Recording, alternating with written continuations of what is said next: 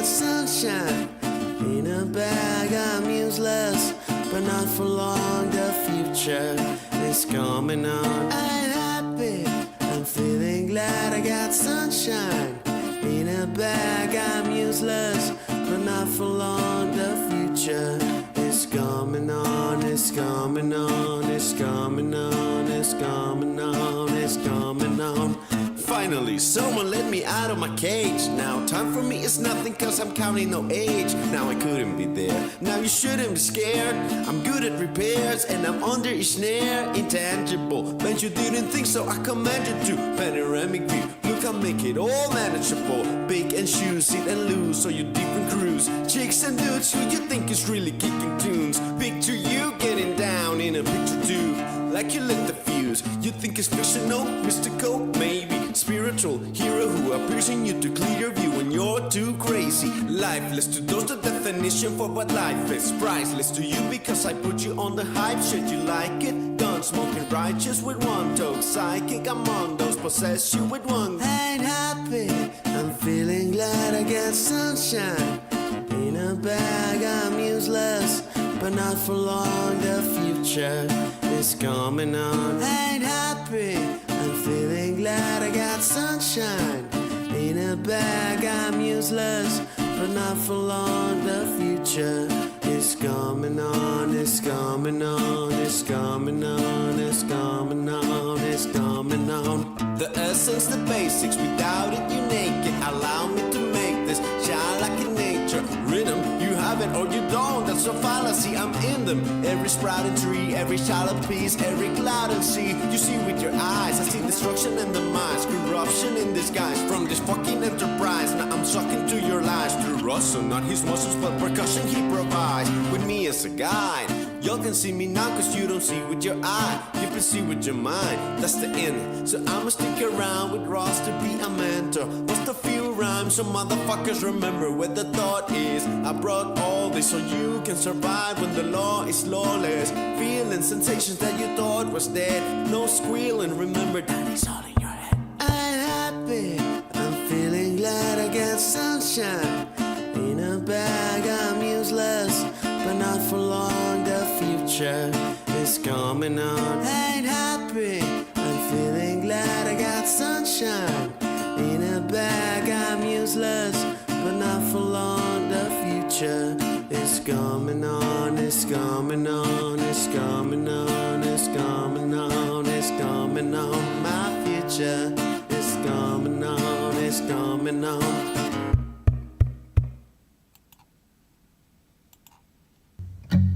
Take a look around me, taking pages from a magazine. Been looking for the answers ever since we were 17. You know the truth can be a weapon to fight this world of ill intentions. A new answer to the same question. How many times will you learn the same lesson? I think they got it all wrong. We just gotta hold on. And on and on and on. Cause we're gonna be legends. Gonna get their attention. What we're doing here ain't just scary. It's about to be legendary. Cause we're gonna be legends. Gonna teach them all a lesson. Got this feeling in the souls we carry. It's about to be legendary. This is what we came for, and we couldn't want it anymore. We can never turn back now. Got to leave it all on the floor. Been dreaming of the payoff through the struggles in the trade-offs. Fighting tooth and nail on the way up. Tell them the truth, but they think it's just made up. I think they got it all wrong. We just gotta hold on. And on and on and on. Cause we're gonna be legends.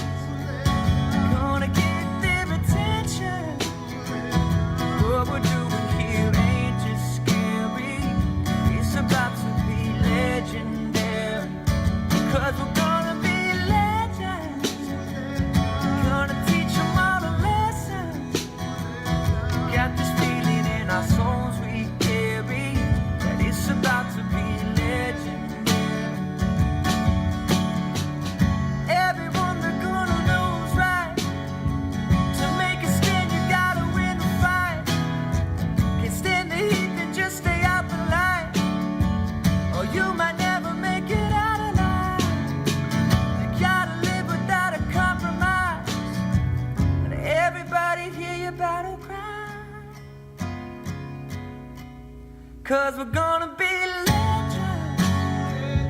Gonna get their attention. What we're doing here ain't just scary. It's about to be legendary. 'Cause we're gonna be legends.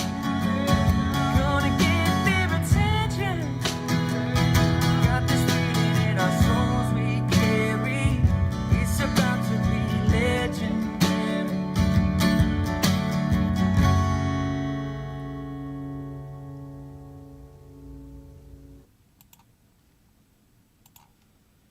Is it time to lead or is it time to die? Time to raise hell or walk on by. Is there anybody out there paying attention? Is it time to speak up or time for silence? Time for peace or is it time for violence? Anybody out there paying attention? Tell me what you're trying to hide, what you're running from inside. 'Cause I got a big surprise, might not make it till the morning. Go on and tell me now, do you have enough love in your heart? Go and get your hands dirty. Isn't now much, but it's a good start. Go and get your hands dirty. Do you love your neighbor? Is it in your nature? Do you love a sunset? Aren't you fed up yet? Do you have enough love in your heart? Go and get your hands dirty.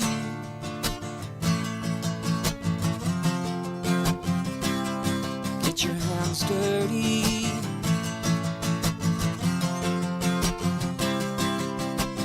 I've got a skeleton under the floorboard. I've got a secret I need you to keep.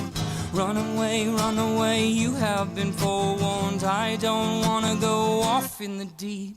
If we don't do something, we'll be stuck up in the mud again. Don't wanna mess it up, 'cause I want everything and nothing at all. I've got the feeling that they're dancing on the ceiling, and the people need the healing when they know. Tell me what you're trying to hide, what you running from inside. 'Cause I got a big surprise, might not make it till the morning. Go on and tell me now, do you have enough love in your heart? Go and get your hands dirty. Isn't now much, but it's a good start. So go and get your hands dirty. Do you love your neighbor? Is it in your nature? Do you love a sunset? Aren't you fed up yet? Do you have enough love in your heart? Go and get your hands dirty.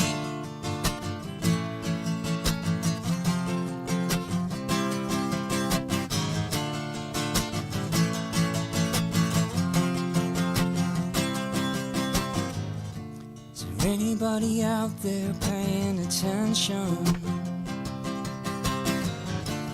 Anybody out there paying attention? Is anybody out there paying attention? Anybody out there paying attention? Tell me what you're trying to hide, what you're running from inside. 'Cause I got a big surprise, might not make it to the morning. Go on and tell me now, do you have enough love in your heart? Go and get your hands dirty. Isn't now much, but it's a good start. Go and get your hands dirty. Do you love your neighbor? Is it in your nature? Do you love a sunset? Aren't you fed up yet? Do you have enough love in your heart? Go and get your hands dirty.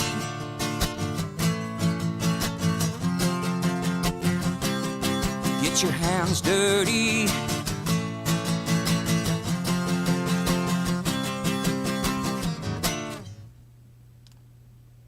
Good morning and welcome back to the trailer park. I am Chanda-Masta and woo, I'm coming in hot. Let me turn down a smidge. Here we go. If I can find the right one. Come on. There we go. Mic check. How's that? Is that a little better? Yeah. Hopefully I'm not blasting your ears off now. That was a great threefer of Total Acoustics. Oh my gosh, I love all three of those songs. So yeah, that was a good open to Monday morning. Happy Monday. Hello, Monday. How is everybody out there? Let me get the chats brought up. I saw you guys pouring in. Good morning. I'm trying to be awake and ready to do this. We'll get there slowly but surely. Good morning, Sean the Accord Lord. Good to see ya. Today is a gift when tomorrow is not promised. God, I live that every day now. Dingo ate me, baby. Hey, fam. Good to see you, Dingo. Who else have we got in here? Stevie Wolfbrand's hanging out. Let's see. Kate, I got a great opener for you. And Natalie. Hey, Nat, what's up? Wesley, good to see you.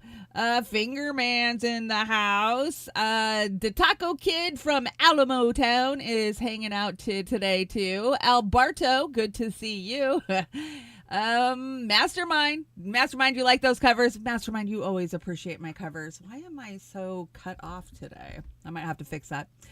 Jenny Lynn, good to see you. Good morning. And scrolling. Popeye, what's up? What the fuck? I don't know. Lady Alex, she's hanging out, but she's got us on mute because you're at work. We appreciate it. Thank you so much. Catalytic Centaur hanging out too. Good to see you. That was at the trailer park. Who's hanging out over on Beauty and the Boomer? I see a bunch of you guys over there on the Beauty and the Boomer. It says Restream bot. Chris, thank you so much for the super chat. Have a great show. Hope everyone has a great day. I be working.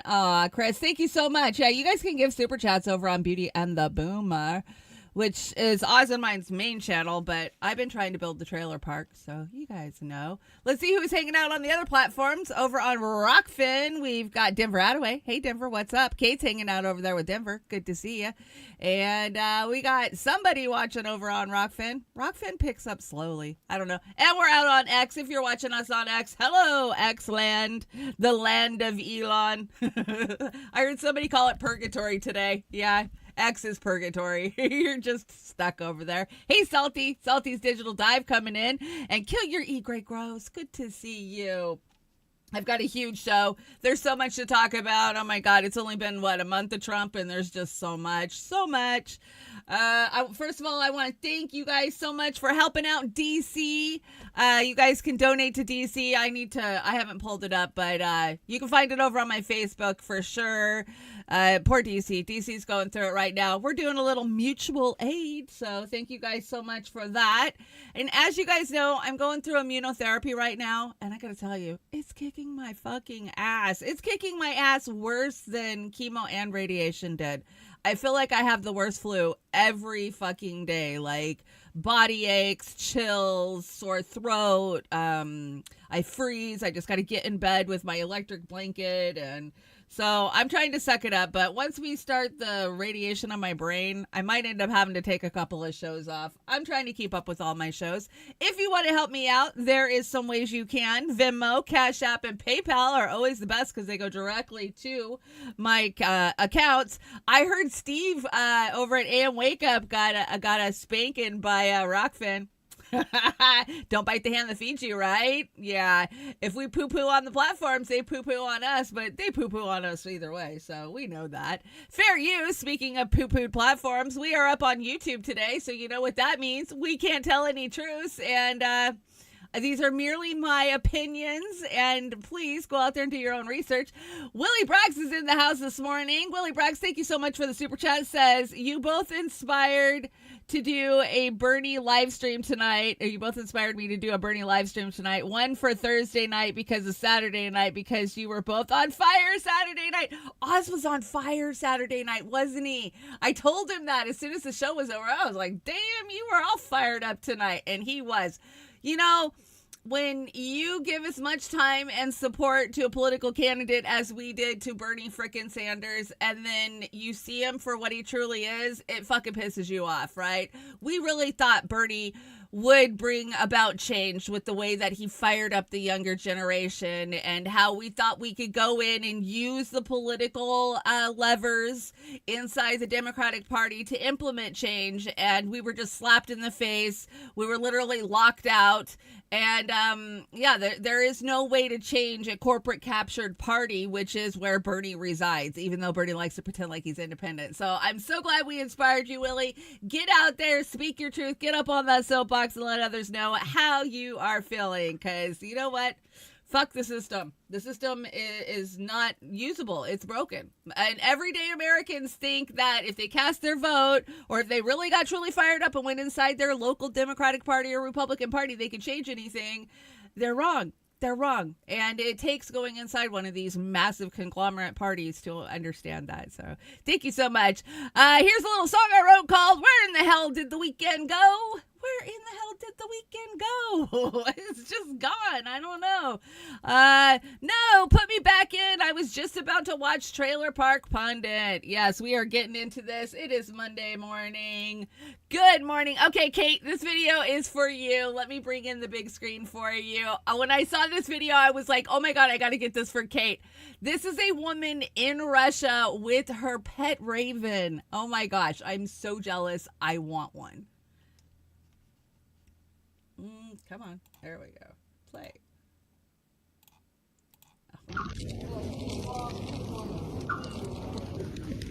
Oh my God, isn't it cool? I want one. I need one. He's so huge.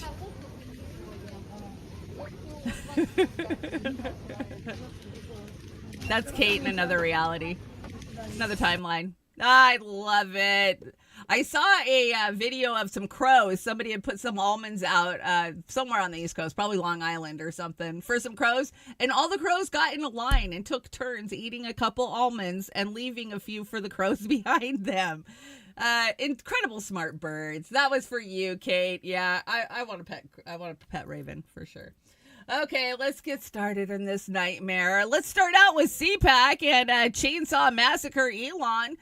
Yes, that's right. Javier Milei, because he's not crazy fucking enough after he just scammed all of his supporters on a fucking, Bitcoin, fake coin bullshit. He decided to take some of his money and buy Elon a golden chainsaw so, Doge can go in and cut employees, I guess. I don't know. I had to mute this one because somebody put Bad to the Bone in the background, and YouTube will smack me for that, but just imagine Bad to the Bone is playing in the background of this. This is so stupid. Do. Yeah, that's exactly what's playing right now. Hola, mi amigo! Oh my God. Look at his glasses. He's like, look, I got you a present. Oh my God. Elon is such an overgrown 13 fucking year old. Richest guy in the world. There you go. Oh, of course, he's got to start it up even though there's a little kid standing next to him. Nobody thought to maybe move the little girl. Is that one of his kids? He loses his kids. I saw a video of Ash X, whatever that kid's name is, where he ditched him on stage and took off walking without him. He's a great parent. Yeah. Fuck. This is the reality that we're living in. And so, as it was foretold, yes, that's right, Idiocracy foretold us this was the future. And when Idiocracy came out, I couldn't even wrap my mind around, I was like, oh, okay, this is a funny comedy. Holy shit, we got there fast. We got there in less than 20 years. What the fuck? That's the reality of where we are living right now. So Elon's pissed a lot of people off this week, and he did it with sending out one little email. What did you do last week? Please reply to this email with approximately 5 bullets of what you accomplished last week and CC your manager. Please do not send any classified information, links, or attachments because you're not Hillary Clinton. Deadline is Monday at 11:59 p.m. Eastern Standard Time. Shouldn't that be about right now? You guys better get those in. So I saw so many videos of people that were like, fuck that. I'm not doing it. I don't report to them. I report to my manager, blah, blah, blah. But then, the pundits, the talking pundits had to weigh in on this. And I brought you a couple of them because, of course, I would. God, I need to fix my camera. Here, let's play this and I'm going to fix my camera. And for more on the legal fallout from the Trump administration's federal cutbacks, I'm joined now by former New Jersey governor and U.S. Attorney Chris Christie. Good morning, Chris. I want to start with what Elon Musk did on Saturday, which is order all federal employees to list their accomplishments or basically be fired. Can he do that? No, he can't. Let's look at it a few ways, Martha. First, from a legal perspective, you have a situation where it is a complete overstep for him to be asking people, what did you do in the last week? And then use that as a basis to evaluate whether someone should be retained or fired. As with everybody's employment, things vary from week to week. And I think that if that went to court with an employee who was fired, if Mr. Musk and his minions didn't find what they did in the last week acceptable, there would be very little, if any, legal basis for them to be able to prevail, meaning the government. But secondly, as a former governor, too, from a management perspective, you can see what a clown car this is right now. Because you've got, for instance, FBI Director Kash Patel appropriately emailing his people in response saying, don't answer it. Don't answer the questionnaire. Any review process will be done internally by the FBI. Same thing from the National Security Agency. Same thing from the acting U.S. attorney in the District of Columbia. So, you have people doing this, pointing in each direction. You do this, you do that. It shows that, again, this type of idea of Musk coming in there with the chainsaw that he was famously brandishing at a political event in Washington, D.C. this week. It's a lot more complicated than that. Running government's a lot more complicated than that. And hopefully they get their act together at some point. But Chris, the Trump administration has had some wins in these legal battles. In fact, a federal judge agreed that they can now put thousands of USAID employees on leave. So any surprise there? And take a look at all the wins they have had. No, Martha, look, I think that if you follow an organized process, the executive will have a lot of authority to be able to lay people off, reorder priorities within the government as a whole, and within particular departments as well. How desperate do you gotta be to have as Chris an agency, Christie but on working very ABC? closely with the State Department. So it's not that they can't do it. It's just you can't do it in this haphazard way where you have one guy, Elon Musk, and his Doge area, which isn't really even a department of the government, sending emails out. And then you have the people the president has appointed, and in some instances, like in Kash Patel's instance, are Senate confirmed people saying, no, disregard that. That's where the person at the top has to give appropriate direction. And that has not come from the President of the United States at this point. He's giving different opinions to different folks, giving different direction. It leads to this type of thing. And that's where they're going to get in trouble in court if people sue, because there's no process for these folks to be dealt with fairly and appropriately, like any employee in the public sector or the private sector needs to be dealt with. Oh, my God. So how desperate is ABC to have Chris Christie on to point the finger, which he's right about these agencies. I'm sure Kash Patel told everybody in the FBI to ignore it. I'm sure the NSA told their employees to ignore it. What authority does Elon really fucking have? I mean, yeah, I do see this going to fucking court at some point. The liberals are not going to leave this alone. Lone Star Viz, I sent you a wrench. Duck, if you can duck a wrench, you can duck a ball. They CPAC, P-Stuff says CPAC did not let Code Pink in. Are we shocked at CPAC? CPAC's always been a big jerk fest. So, yeah, not shocked. It's time to shut the hell up. Nobody's life is in danger, drama morons. Trump is going to kill us all. I don't know if it's Trump or more if it's Elon. I mean, Elon's the one who's just going on. Elon's flying too close to the sun, and I've been saying that to you guys for a couple of weeks now. Like, he's about to get shot down, and I have a feeling when he does, it's going to be hard.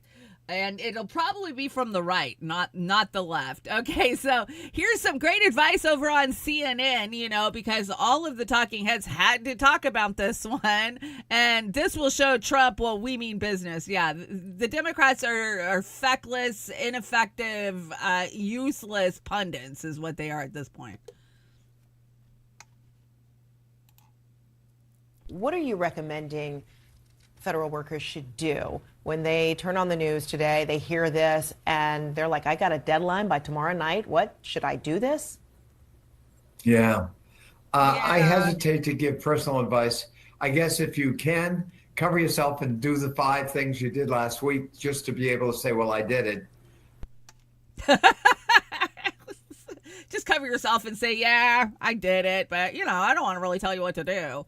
That's the Democrats yet again being useless. So speaking of Elon, he's in his fight with his latest baby mama, which I know you guys aren't into the whole baby mama drama, but there's so much more that goes on with this. So she's been leaking text messages between the two, or DMs, and this one's got to be my favorite. It says, hi, cutie.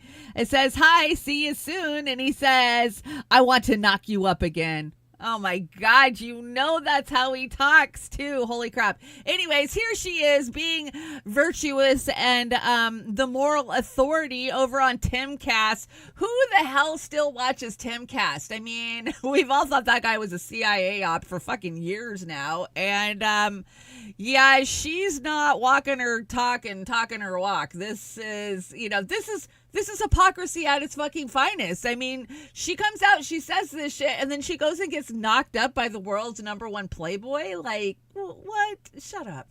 You guys are no moral authority. That Gen Z really doesn't have traditional dating periods. Yeah. You're just kind of hooking There's up. no and definition to anything. Hey, maybe we should go back to like traditional dating. My girlfriend's a Democrat. I'm like, well, get out. How does that happen? I don't know, and that's what I said. I said there is a fundamental difference in the values of Democrats and Republicans. That's not going to work. I mean, what happens if she gets pregnant? No one wants to commit or be in a traditional like dating. Right. It's these weird talking stages, and their talking stages mean like the hookup phase. Why do we have so many people making choices that really are against their biological nature? I feel like this is a majority of the Gen Z girls and the whatever they're calling that other generation. They really fell prey to this hookup culture. They're understanding that it's not making them happy. If you're a young man looking for a more traditional relationship, go to church. Yeah, I just feel like they have to live, you have to walk the walk, and you can't be calling for traditional lifestyles if you yourself are involved in hookup culture and things like that. Social media contributes to the problem of people always thinking there's something else out there. Well, I could do better. I think it's more important to be have shared values rather than interests. I think do you have interests shared are values with temporary to be Elon? switched out. Are you a traditional family? You want to promote family values and tell everyone to have families, and that's your purpose, but it's also very hard for people to do that now. So there are a bunch of people trying to take your kid away from you as well. Yeah, exactly. You have people who can't raise families the way that we're supposed to. They are really trying to take our children from us. Uses it as a prop. Yeah, that was just gross. Of course, there you go. There is the conservative right's hypocrisy right on fucking display, like it always is. I mean, don't get me wrong. The left is just as fucking crazy and they're hypocrites about everything too. But oh, Ashley St. Clair, that's such a stripper name. You're never gonna convince me that's not a stripper name. So Elon, the third person, has been implanted with Elon Musk's brain chip, with 30 more implants planned for 2025. Yes, so some of you may die, but it's a sacrifice I'm willing to make. Yeah, it is a sacrifice he's willing to make. Do you guys think Elon's got the neurochip already? Because I'll tell you what, he does some weird fucking shit. He did an interview this week. Dude was on something, or his Neuralink was fucking skipping, because I don't know. It was either ketamine or Neuralink, because he couldn't even form a sentence. I think he's got one. I think he was like, fuck that, I want one. I want computing in my brain that fast. But I guess we'll see, And Tesla bot, are you going to get your Tesla bot? We all need a Tesla bot. I can't wait to get my Tesla bot and make him do everything that I don't want to do. wash my dishes, do my laundry, clean my car. You know, I'm going to take a superior being with advanced, data processing than what I will ever fucking have, and I'm going to enslave it. Yeah, I think that's probably going to go well for me. What do you guys think? I don't think it's going to go well.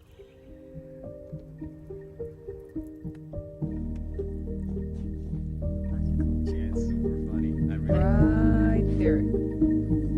How's this? Perfect.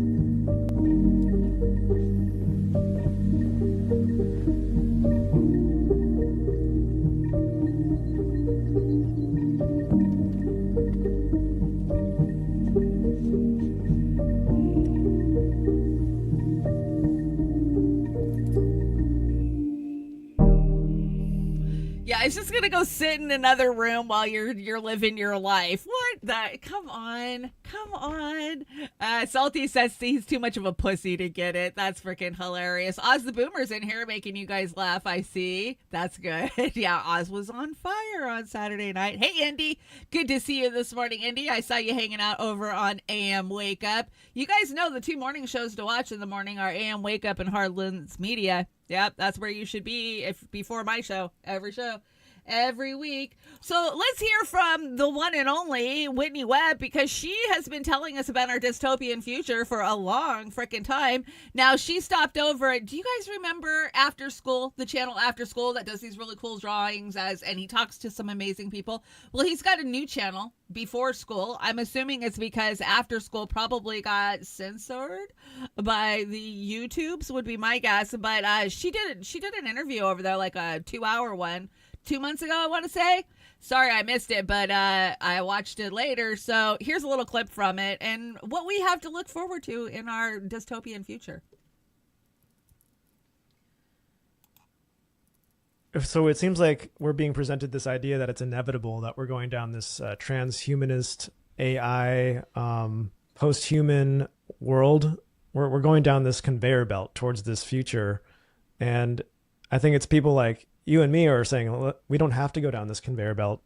It's not inevitable. No, we don't. But if we were to stay on this dystopian, tyrannical, globalist conveyor belt, where does that lead? Like a generation from now, if we don't make a change and they usher in the future that these elites want, these technocrats, what are we looking at? Yeah, so I would encourage people, if they want to essentially know what's planned in that scenario, to go and read the book written by Eric Schmidt, the former Google CEO I mentioned earlier, and Henry Kissinger, called The Age of AI, Our Human Future. So essentially there they frame a lot of stuff as warnings, but if you have any idea into who Eric Schmidt and Henry Kissinger this looks like a good book. And what they've done in their careers, they don't really seem very concerned about some of the impacts they claim to be concerned about to me, but that's just me personally. But there are some things they say in there that objectively do consider careful consideration. So one of those is that, AI will, they say, invariably lead to a division of society. Essentially, they don't use this term, but I will use it, into classes of haves and have-nots. But the way they define it is a little different. So sort of this more elite tier would be the people that determine AI's objective function, that program and develop AI and understand what AI does to people. And then the lower class presumably would be much larger, and that is the class that AI will act upon, but people will lose the ability to know what AI is doing to them. And they argue that this process of people losing the ability to know what AI is doing to them will happen because of this phenomena they refer to as cognitive diminishment, which is sort of this idea, and that's pretty easy to verify. If you stop doing mental math and use a calculator all the time, it gets harder and harder and harder to do mental math. And the same is true for really like any skill that you don't practice. So they argue that because of the convenience of AI and how it's been creeping into our lives, and I think we've seen this a lot since the advent of generative AI, it will become harder and harder and harder and eventually impossible for people to do certain things, including make decisions for themselves, because the AI will tell you where to go. It will tell you what music to listen to. It will tell you what clothes to buy. And essentially, that's their vision. People will eventually lose the ability to make those decisions for themselves or even develop their own preferences without the assistance of artificial intelligence. And so obviously the way to fight against that is to not outsource all of your decision making and skills to that. And unfortunately, I think as we've seen with the rise of generative AI, people are creating less. People are outsourcing their creativity to AI, have AI make art for me, have AI write things for me. And eventually that leads to a world where in a generation, people don't know how to create art or create music or write without AI. She's got an excellent point there. So basically we will be controlled by the AI, and we probably won't have the access to tell the AI what to fucking do because we are the serf class, right? So will we really have Tesla bots in our house doing our dishes? No, probably not. We'll still be doing our own dishes. DC is in the house. Good morning, DC. It's so good to see you. You are more than welcome. And please drop your GoFundMe link in the chat so that way the Trailer Park can help you out. We're about mutual aid here. We talk about mutual aid. We've talked about mutual aid for a long freaking time. So let's do, what we say we're going to do. Death to Tyrants, good to see you. Hey, Jim, I see you hanging out over on the Rockfin. The Rockfin's going good. I just lost one of my chats. It said I didn't have enough memory to run it. I don't know what that means, so hopefully I'm not having issues this morning. What the hell is this? When you are on the fourth snow day and run out of some important food supplies. Oh, I know what this is. Drone delivery in Texas. Do you want Walmart dropping off your eggs and your food? Check this out because it's happening. It's already here.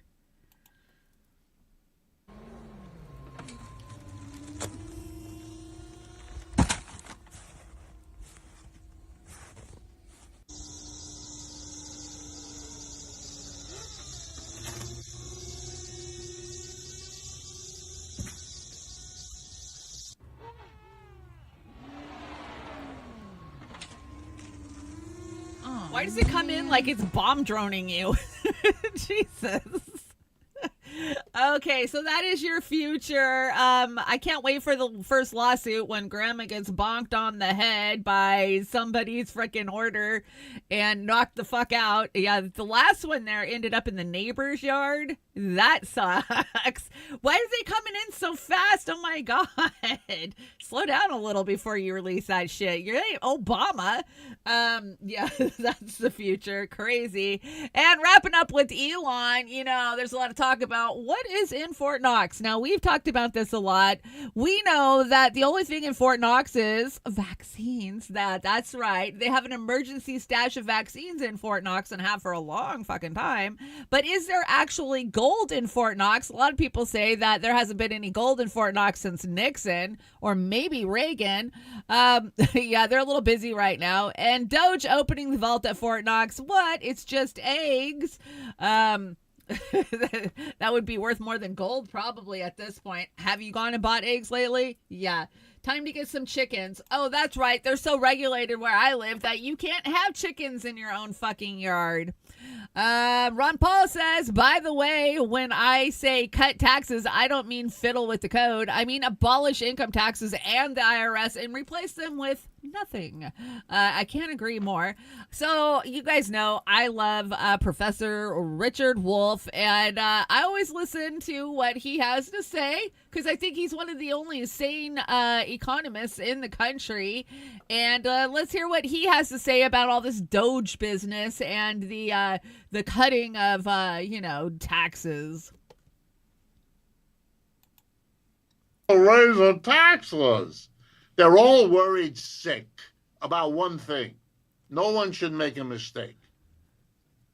When Mr. Trump was president the first time, the one major economic act of his first presidency was the tax cuts of December 2017. One of the greatest tax cuts in American history, focused mainly on cutting corporate taxes and taxes of the rich. That act included that all of this would come to an end. Remember, it was back in 2017, in 2025, this year. So Mr. Trump's real agenda, he hasn't discussed it much because he's got to kind of manage it. His real agenda is to extend those tax cuts, to rewrite that bill to make it last another 8, 10, 12, however many years he can get. The problem is our government is already spending way more money than it raises in taxes, partly because of that tax cut in 2017. So he's got the problem, how can I extend the tax cut and then face the American people with trillions of dollars in government debt, which I promised to deal with? Answer.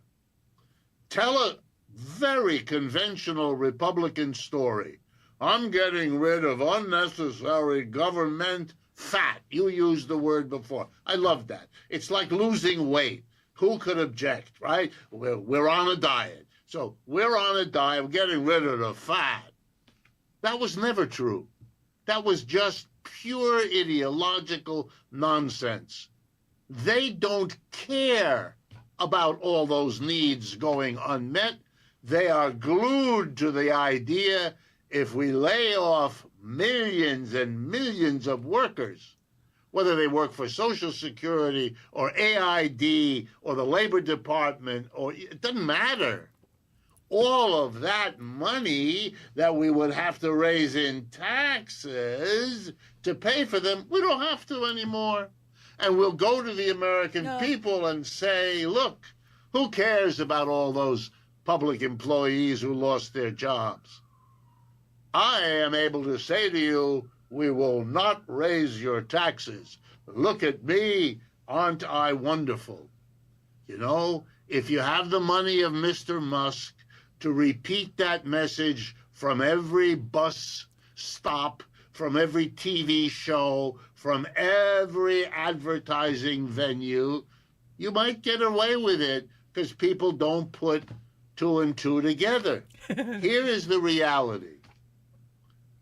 Every president has been trying to do a mild version. We don't have lots of fat in our federal system. That's why our taxes are lower than they are in most capitalist countries. We don't have a birth-to-death health system that would employ huge numbers of people. We don't have it. We don't have a massive program to help people. And so we don't have high taxes. And every president has had the incentive. You'll be able to keep taxes down by not doing a lot for people. Yeah, not doing a lot for people. And, you know, what programs are they attacking? Well, let's see, Meals on Wheels. That's 2 times in a row that Trump has attacked Meals on Wheels the minute that he gets in office. Now, here's the thing about Meals on Wheels to me. Now, I have actually lived in the ghetto and, you know, have been around Meals on Wheels, my neighbors get Meals on Wheels. They're made by inmates and it's jail fucking food. So obviously there is some corruption that is going on in Meals on Wheels and the money is not trickling down to the actual meals that are getting put in front of the fucking seniors. But yeah, slashing that program and kicking the hungry elderly that are actually getting meals off of it. Yeah, that's going to fix it. And all of these entitlement programs that they're going after, you know, Trump promising not to slash Social Security or go after it. We already have a homelessness problem across this country, and throwing seniors off of Social Security is not going to make it any fucking better. But I do agree. I think this has a lot to do with Trump's tax cuts that he gave the rich in 2017 and the fact that they're expiring this year. And, you know, he's got to figure out, he's got to kiss the ass of the donors who put him in there. And he's trying to figure out how to do that with his buddy Elon. Don't worry, Bernie's out there and he's working hard for the Democrats, but he needs your money. Bernie, yet again, taking to the streets. Now, I thought this was an old video because apparently this is the only video that Bernie knows how to do is put on an old coat that looks like a bird shit on it and go out there and beg for $27. That's what Bernie does nowadays. That's who Bernie is. I am once again.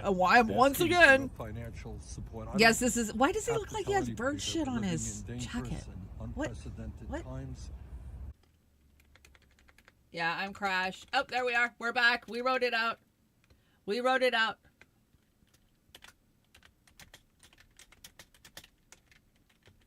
Okay, guys, I crashed for a second, but it looks like I'm back up on all channels. People are texting me, you're crashed. I know I'm crashed. I can watch it. I get alerts in my studio, but I think I'm back up on all channels, so sorry about that. We have a windstorm going on, so I don't know if it's the windstorm. Okay, now I got to reset everything. All good for now, yeah. Other than I've got massive feedback in my ears. Okay, shut up, Professor Wolf. Okay, sorry about that. Yeah, it alerts me. My studio is so fancy. You guys know I have Stream 1, which is all of the YouTube channels, and who else is on Stream 1? Rockfin? No, Rumble. Anyways, I have 2 different streams that are up with multiple channels on them, so I can see when they're going down. They turn orange on me, so sorry about that. Just write it out. Yeah, fucking Bernie. Maybe it's because I was trash talking Bernie. Who knows? But Bernie, stop it. What solutions does Bernie have? Tell me his solutions. What is he going to do? What is my $27 buying, Bernie? And did you attempt to rig the election? I'm sorry, Mr. President. I'm KGB, not DNC. I love that meme. That's a hilarious meme. Let's see. True Stream. I'm so tired of the word democracy. How about you? Democracy, democracy, democracy. Melissa Drake does a great job of breaking it down for us. I'm going to play her while I try to get all of these streams, chats reset. I am so sick and tired of the word democracy being used to justify any measure of authoritarianism, any measure of police state, censorship. Yesterday at the Council of Europe, politicians called for online censorship and attacked Elon Musk and Mark Zuckerberg's free speech policies on their platforms in the name of protecting democracy.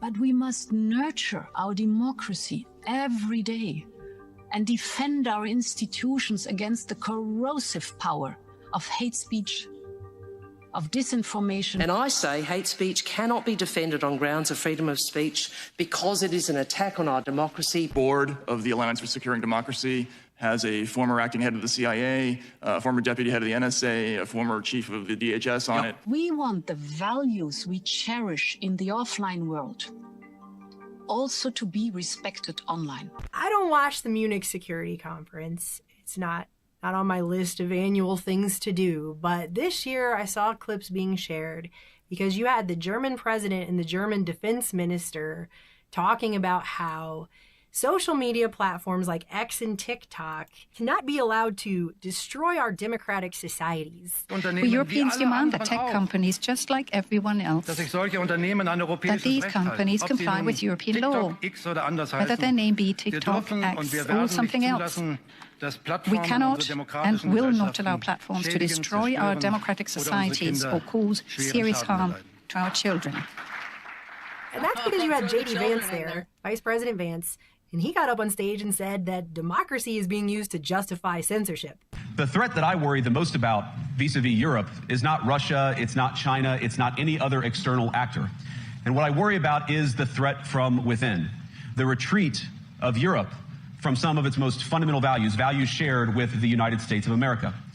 Now, I was struck that a former European commissioner went on television recently and sounded delighted that the Romanian government had just annulled an entire election. He warned that if things don't go to plan, the very same thing could happen in Germany too.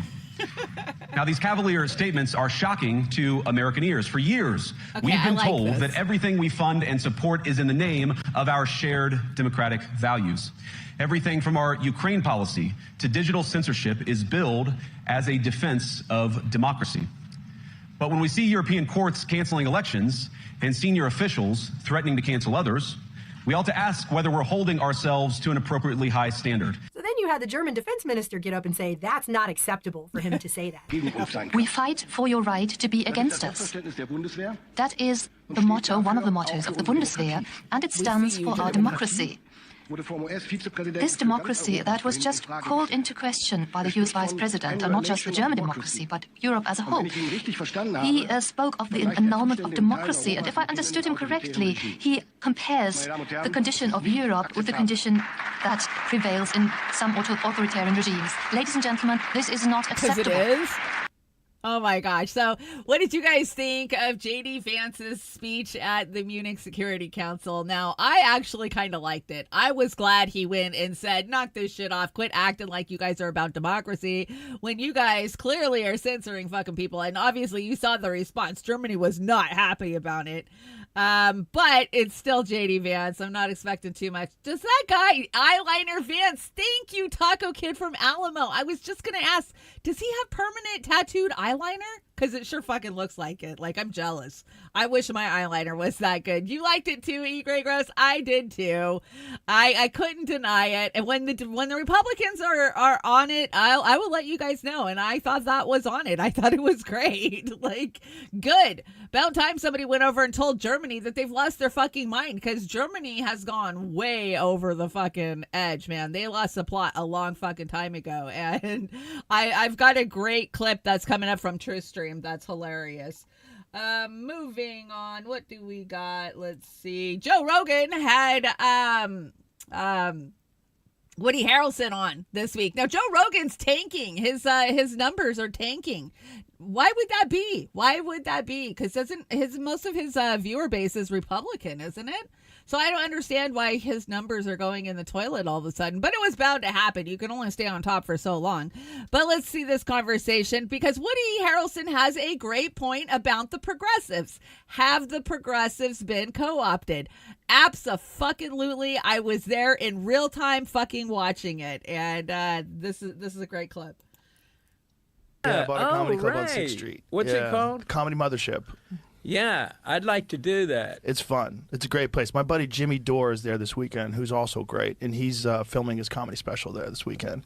Oh, really? Yeah, Jimmy Dore a new comedy is special amazing. He is another guy that's risen as an independent journalist. He's a comedian, and he started his show basically just making fun of political things, and then during the pandemic got vaccine injured and really got kind of red-pilled and kind of became like the voice of truth and reason. And, you know, another guy who's been completely outcast by supposedly progressive people for just telling the truth, the inconvenient truth. The inconvenient truth. But I guess the progressives, are they now the conservatives? We got to change the term, because progressives seem a lot less progressive. Yeah. I really felt quite, during this whole thing. I felt did they get co-opted? Yeah, I think they got co-opted, and I think it was on purpose. I think there was some Uncle very Soros? sophisticated psychological manipulation that was involved, and a lot of money was being spent. Because we got too powerful. In order to push some very specific narratives. And they did a great job of it. They did a great job of it, but we're finding out because of the Department of Government Efficiency that most of this was funded by our own tax dollars, which is really fucking crazy. USAID. A lot of these NGOs that supported a lot of these crazy riots and all these different things that were happening in our cities was really supported by our own tax dollars. And it was just a subversion of public discourse.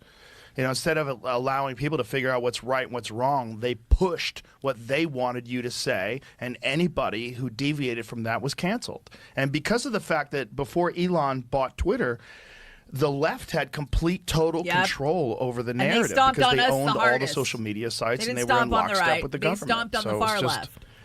A dark time for information, but a few brave people, braved the storm, and one of them was Jimmy. Oh.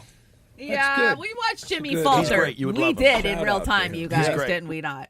Okay, so, that was a good conversation. I'm glad Jimmy's doing a comedy special, whatever. I'm not here to bag on Jimmy. I still watch Jimmy. I still follow Jimmy. And I had for the last 10 fucking years. I was with Jimmy the night of the New York primary when he was in Jink's face, when Jink was telling us, it's time for you to have to vote for Hillary, now. I've been on the ground with Jimmy many fucking times. I've met Jimmy many times. I'm not here to dog on Jimmy, but who progressives think they are, who progressives actually are.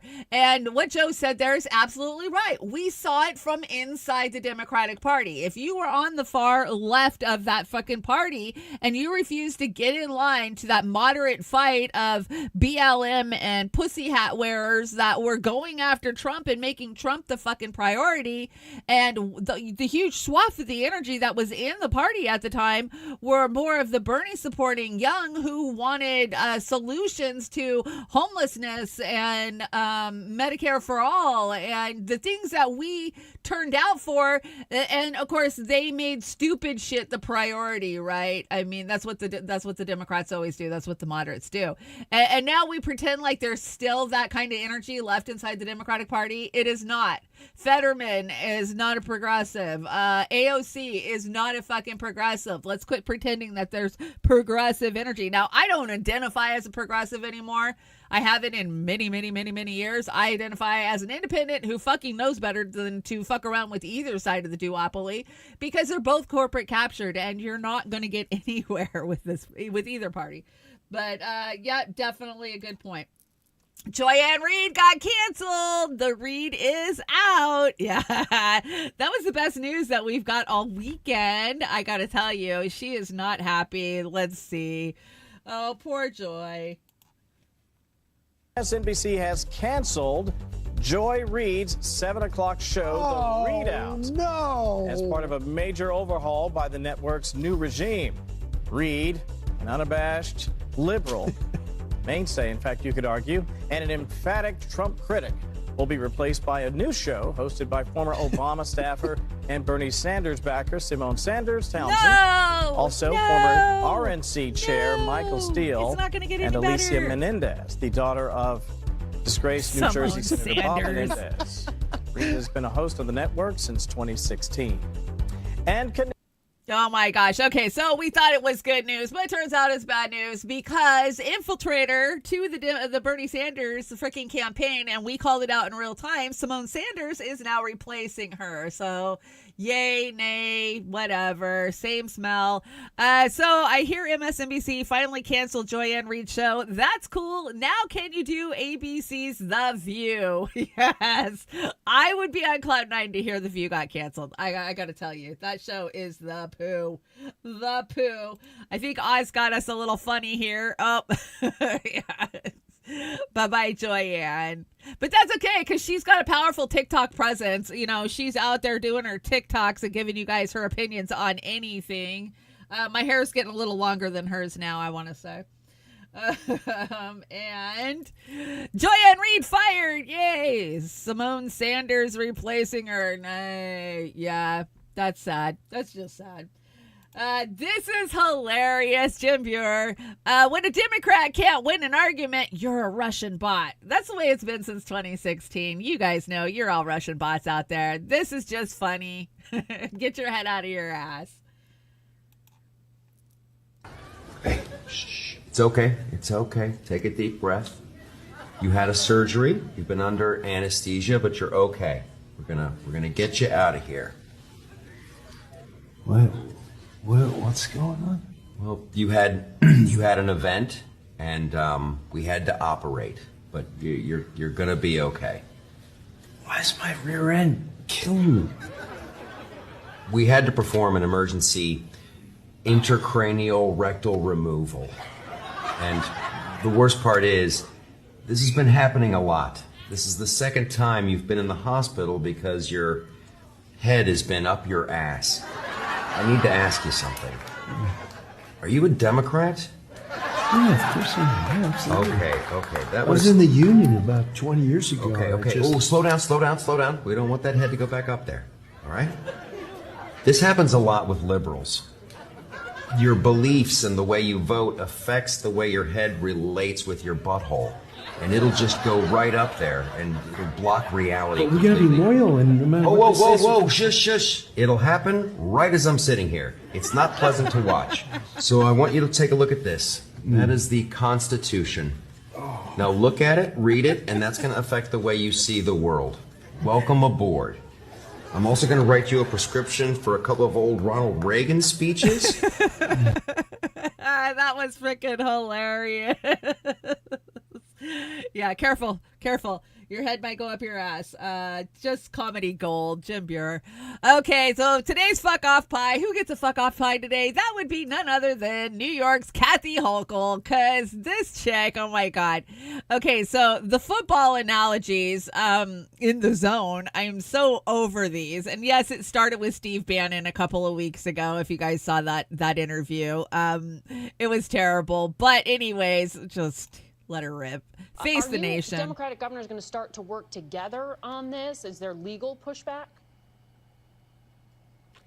What he is doing is they've No, described she as doesn't answer flooding the zone. question. They're attacking California when it comes to FEMA dollars. They're filing lawsuits in Illinois. They're going after Maine on this, and they're coming after programs that have been duly put in place in the state of New York. What they're trying to do is create this theater of all kinds of activity that is trying to be a distraction to us. And when someone floods the zone in a football game, what you need to have is the defenders be very disciplined, smart, but also stand their ground. And that's exactly what the governor of New York will do in cooperation with our governors. We're not going to sit idly by and let our rights be attacked. We'll work with you when there's common ground, no doubt about it. Let's build great projects and infrastructure. There's areas where we're going to work with you on immigration and getting the violent criminals off our streets. We do not dispute that. But don't think that you can just come in and bully us around and not expect a reaction from governors. Hello? Yeah. Sorry, guys. Yep, I'll be there. Okay. Okay. Okay, sounds good. Thank you. Okay. Yeah, I know where you guys are in the corner chamber. Okay, thank you. Bye-bye. Sorry about that, guys. You guys know I constantly got doctors calling me. So, yeah, I have some scans and tests tomorrow. They wanted to remind me of Kathy Hochul. Fuck all the way off with this shit. Yeah, she gets the fuck off pie for Monday morning. A cup of no one cares, a dash of kiss my ass, add some fuck yous, a pinch of blow me, stir, and shove straight up your ass. You're muted. How did I mute myself? How did I mute myself? I'm not muted, am I? You're muted. Is headset on? Mic check. Mic check. 1, 2, 3, 4. Am I back? Mic check. 1, 2, 3, 4. Yeah, I look like I'm back. Am I still muted? Let me know, because I don't know how I muted myself. I can hear you. Yeah, you guys can hear me. I didn't mute myself for that, so not muted. Okay. Okay, yeah. So they asked her, what are you guys going to do? Are the governors going to come together and fight back? No, that's not what's happening at all. But I will tell you about my governor, what's going on. Okay, so in New York, make sure my sound's still okay. In New York, there was a lawsuit filed against New York because they were issuing driver's license and IDs to illegal immigrants. And now Washington State has been doing the same thing. And we have our former district attorney, Bob Ferguson, as our governor now, who the district attorney's office and the Department of Licensing share one big fucking building. So he's known it's been going on, and Washington State is scared as shit that they're going to come after Washington next, because we've been one of the worst states for doing it, apparently. But you didn't see her answer that by saying they have a plan, they're going to do anything, they're going to file lawsuits, because basically they know they're fucking feckless. We saw it last week. They admitted it. They have no power. They have no power here. Moving on. Good news. Pete Buttigieg is weighing a decision with huge implications for Democrats to run for Senate or for president. Oh, goody. Which one do you guys think he should be? President or senator? Yeah, neither. Please, neither. Young Morpheus is hanging out. Good to see Young Morpheus. Hold on a sec. I'll throw a wrench at you. If you can dodge a wrench, you can dodge a ball. There we go. You are now wrenched up. Put in the chat what you guys think. This guy should just go the fuck away already. What he did to South Bend, Indiana, and the gentrification that Pete Buttigieg, and then not to mention, could some of the planes falling out of the sky lately be because he was our transportation secretary? Just saying. Just saying, my conspiracy. I'm allowed to say it. I don't know. Anyways. Oh, good news. Did you guys see Kamala Harris got a participation trophy this weekend? Yeah, Sabby Sabs. So Vice President Kamala Harris accepting a chairman award at the NAACP Image Awards. So incredibly proud. Why did Kamala Harris receive an Image Award? We're handing out participation trophies. What the hell did she do to deserve this award? Well, come on. We all know. She looks shocked, too. She's a celebrity.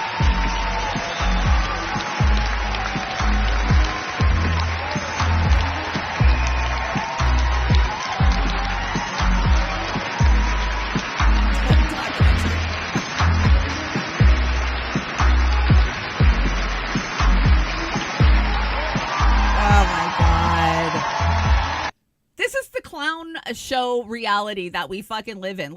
She lost. She took $10 billion from you guys and did nothing with it. But let's give her an award. Yep. She is a future leader. So I brought you guys a press briefing from the new White House press secretary. She's a hoot, isn't she? I think I'm going to start calling her shoulder pad Barbie because, man, she takes no shit. She got her shoulder pads on. Right, let's get this over with. First question, Robert, hit me. What you got? Caroline, do you have any comment on President Trump's recent profanity? Yeah, it's fucking awesome. I just don't understand how you can say Bob, that. Bob, What? Shut the fuck up. I'm talking. The last administration was too polite to say this to you fucks, but quit acting like a bunch of bitches. Mark, it's that time of the month for me, man. I'm not in the fucking mood. You in the front, hit me. Caroline, your husband's over twice your age. Any comment on that? Yeah, I'll comment. I'm happily married, and I love older men. Gary, your hairline's been receding since you were 6 years old.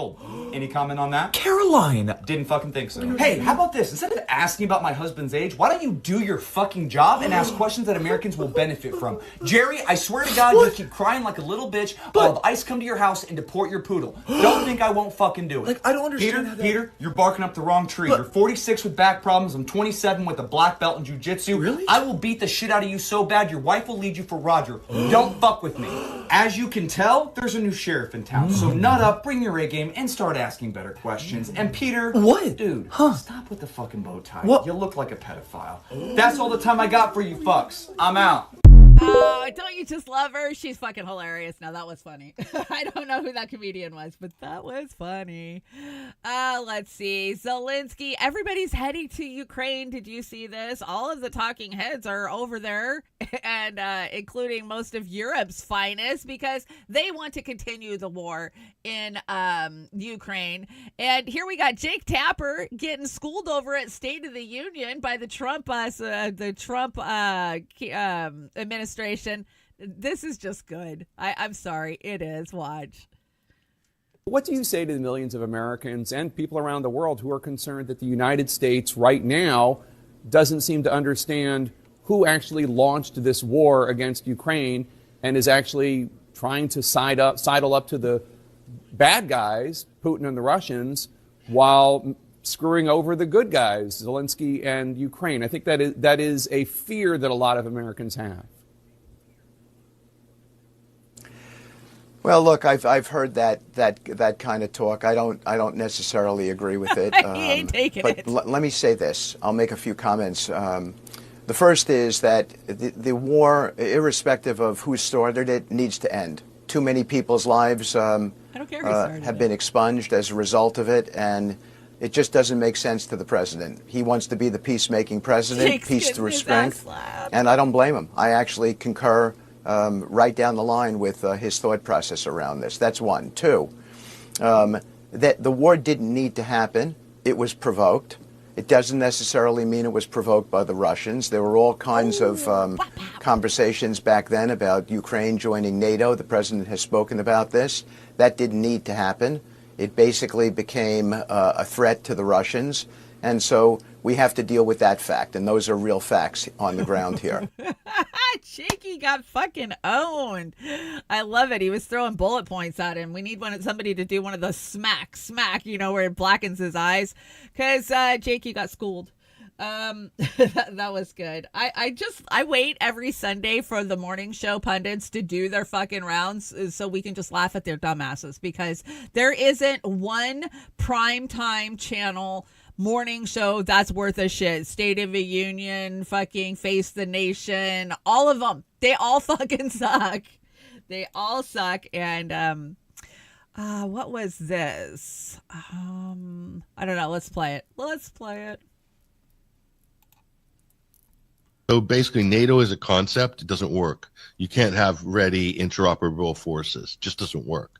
It's never been tested, and they don't want to test it. Nobody in NATO wants to go into combat with Russia. Nobody. This is why they've poured everything into Ukraine. In a way, European countries are scared of having to go into a real war. And so they've done everything to encourage and bribe and arm and support and give political cover to Zelensky in Ukraine in order to avoid having to actually go into combat, because that's their biggest fear. So if NATO is so great and they're spending all this money, certainly they have no problem fighting the Russians. They have this huge, they say, well, we've got France as a nuclear power, Britain's a nuclear power, but they don't matter. The United States is the only force in NATO that matters. Everybody else is really a minor operator who's along for the ride, who might contribute a few things, but none of them have any serious standing forces. And young people don't want to get in a war with Russia. There's nobody clamoring, and nobody in Europe, other than politicians and think tanks and a few hawks in the media, nobody is interested in fighting Russia or going to war on behalf of NATO. I think God Trump a vanity war, World War III on behalf of the United States and NATO. Nobody's interested. Only hawkish politicians, and those hawks are more and more situated further away from the battle, from the front line. So that's the United States. And that's why so many voted for Trump that did not really support Trump. One or two maybe in Norway. A few hawks in Sweden, but they'll be becoming less hawkish. Blinkens and Hillary Clinton. The more the escalation with Russia becomes, because now Sweden and Finland are on the front line. They weren't before; they were neutral. Now they're on the front line as NATO members. Ditto with a number of Central European countries. So I mean, the United States is, hawkish, and U.S. is with Trump is going to say, okay, let's wind this down, because that seems to be a popular thing to do, because they can't fight a two-front war. If you have to give up one, it's going to be Ukraine, because Israel, that's a non-negotiable. But they're not going to be able to get the deal in Ukraine that they have been talking like they can get, because nobody wants to admit the fact that the U.S. holds no cards in Ukraine at all, and that it's Ukraine, Kiev, Zelensky, it's a busted flush. Yep, it's absolutely a busted flush, and we've been saying that for fucking years now. We've known that it's the fucking meat grinder. Why do you think Biden just kept dumping fucking money into it? Glad to see that, hopefully we will get out of there without a war with Russia, because if the Democrats had got into fucking power in 2016, we'd already be in a war with Russia. We'd probably already be nuked. I mean, because what's left after that? I mean, just nuclear powers. NATO is ineffective for anything other than nukes, right? That was a good one. This one comes to us from Workweek Normies. We love Workweek Normies. Thank you so much for this. I want to say it's a Pink Floyd cover too.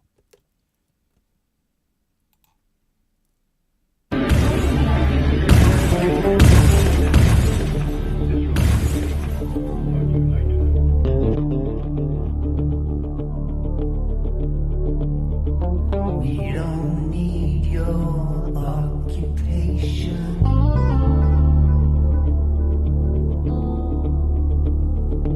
We don't need no speech This is pure anti-Semitism. Anti-Zionism is anti-Semitism, period, full stop. No Zionistic, fascist, racists.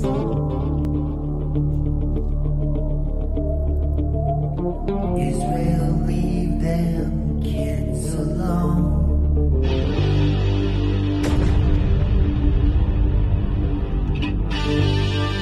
Hey! Israel, quit killing kids with drones! All in all, just a that source is gone, the others hold on.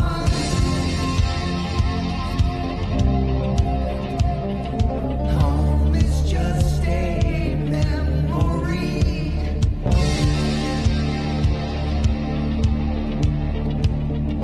Staring down a side barrel.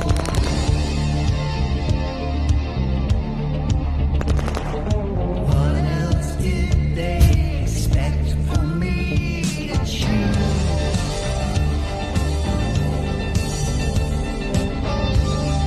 Hey, Israel, I've got nothing left to lose.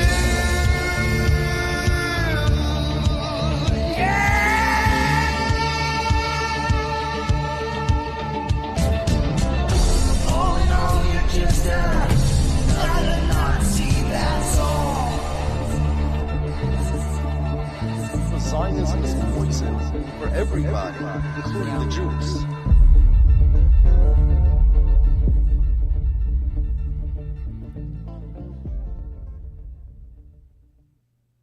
Okay, that was our friend to the show, Work Week Normie. They pump these out, they make them, and they actually send them to me. So I'm more than honored to share them with you guys and watch the copyright. That one's going to be okay. It got ran through the washer. She runs them through the washer before she even sends them to me, Oz. But some of the speech in there might get me smacked around is what I'm thinking. I mean, if that's not a test to see how censored we truly are, I don't know what is, because it was pretty in your face, right? So yeah, I'm feeling a little risky here this morning. Speaking of these stupid pundits, I brought you guys another Face the Nation. I saw you guys making fun of Meet the Press. I've got my Klaus on. I'm not feeling very well this morning. Let's see what Face the Nation had to say. Nobody can really live there in a safe environment for probably at least 15 years. So effectively, people have been under this misassumption. When you're under a misassumption about facts, you're not going to make decisions correctly. We're making decisions based on a real set of facts. And so there's a lot of work that has to be done there. There's tons of demolition. There's artillery shells all over the place that could explode at any moment. This is a much longer project, and people don't belong living there right now. But they could return. No. That's again goes to the devil in the details. I'm The not sure devil that in the anyone has a problem with people they're never going to return. We've had these discussions around that. I just think the fundamental issue today is how we get phase 2 done and then develop a reconstruction plan for Gaza. And for that, oh my God, that's just gross. So, they can return. No, they're not going to return. We're at the point now where almost all of the structures are completely bombed out. There is nowhere to live in Gaza anymore. And what's remaining? To get the remaining people who are not dead and buried under rubble and, maimed out of there. That's all that's left, and that's what they're trying to figure out now. It's done. Oz and I have been saying this for the last 6 months. It's fucking done. They have totally, completely leveled fucking Gaza, and now the cleanup needs to start so that way they can get in there, detonate these bombs, and, start building their condos. Did you guys see last week, I want to say around Friday, somewhere over in New York, they held one of these timeshare type of fucking meetings where they're selling the property. And the people going into the meeting got attacked by pro-Palestinian protesters. And oh my God, they were the evil ones. How dare them attack the people going in to buy other people's land? Yeah, that would be like somebody coming to your house, kicking your ass, killing you, killing your dog. And then, a week later, somebody else can just walk into a convention center and buy your land. I mean, that's exactly what happened and what has been happening. We know it. Let's hear from Tulsi. Tulsi has something to say on censorship. We'll see if we get censored for that one. Yeah, that was brave and ballsy. I know, guys. For too long, as you know, we've seen people in positions of great power tell us that, if we just violate your civil liberties and freedom a little bit, it's okay because we're trying to keep you safe. Unfortunately, we've seen this for decades, and the more our freedoms are eroded, the more the foundations of our democracy are eroded. So, a lot of people talk about national security or security threats, but there's two components of that leaders have to really uphold, which is, yes, there's such a thing as a threat to physical security, but the threat to our freedom and our liberty must be balanced right alongside that threat to our physical security. Yeah, I mean, she's not wrong there. I agree with her. Tulsi's going to do what she's told is the way I feel about Tulsi right now. And, hopefully she'll keep fighting for our freedom, even though, we know where she stood on warrantless surveillance of Americans. So, okay. This is the Other Truth stream. This is great. Melissa and Andrew or Aaron Drake dropped this, I want to say this morning. They kind of put 1984 together with Angela. Or this is Angela, right? This is great. Just check it out. And finally, it takes resilience. As technology evolves, we need to build up societal immunity around information manipulation. Because research has shown that pre-bunking is much more successful than debunking. That's right. Thank you, Julie. Pre-bunking is basically the opposite of debunking. In short, prevention is preferable to cure. Perhaps if you think of information manipulation as a virus.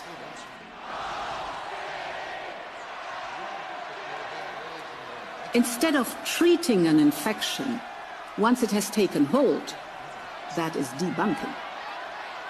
It is much better to vaccinate so that the body is inoculated. Pre-bunking is the same approach. Because disinformation relies on people passing it on to others.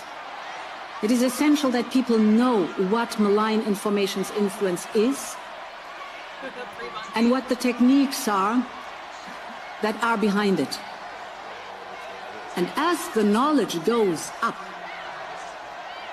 our chances of being influenced goes down. And that builds up the society resilience that we will need.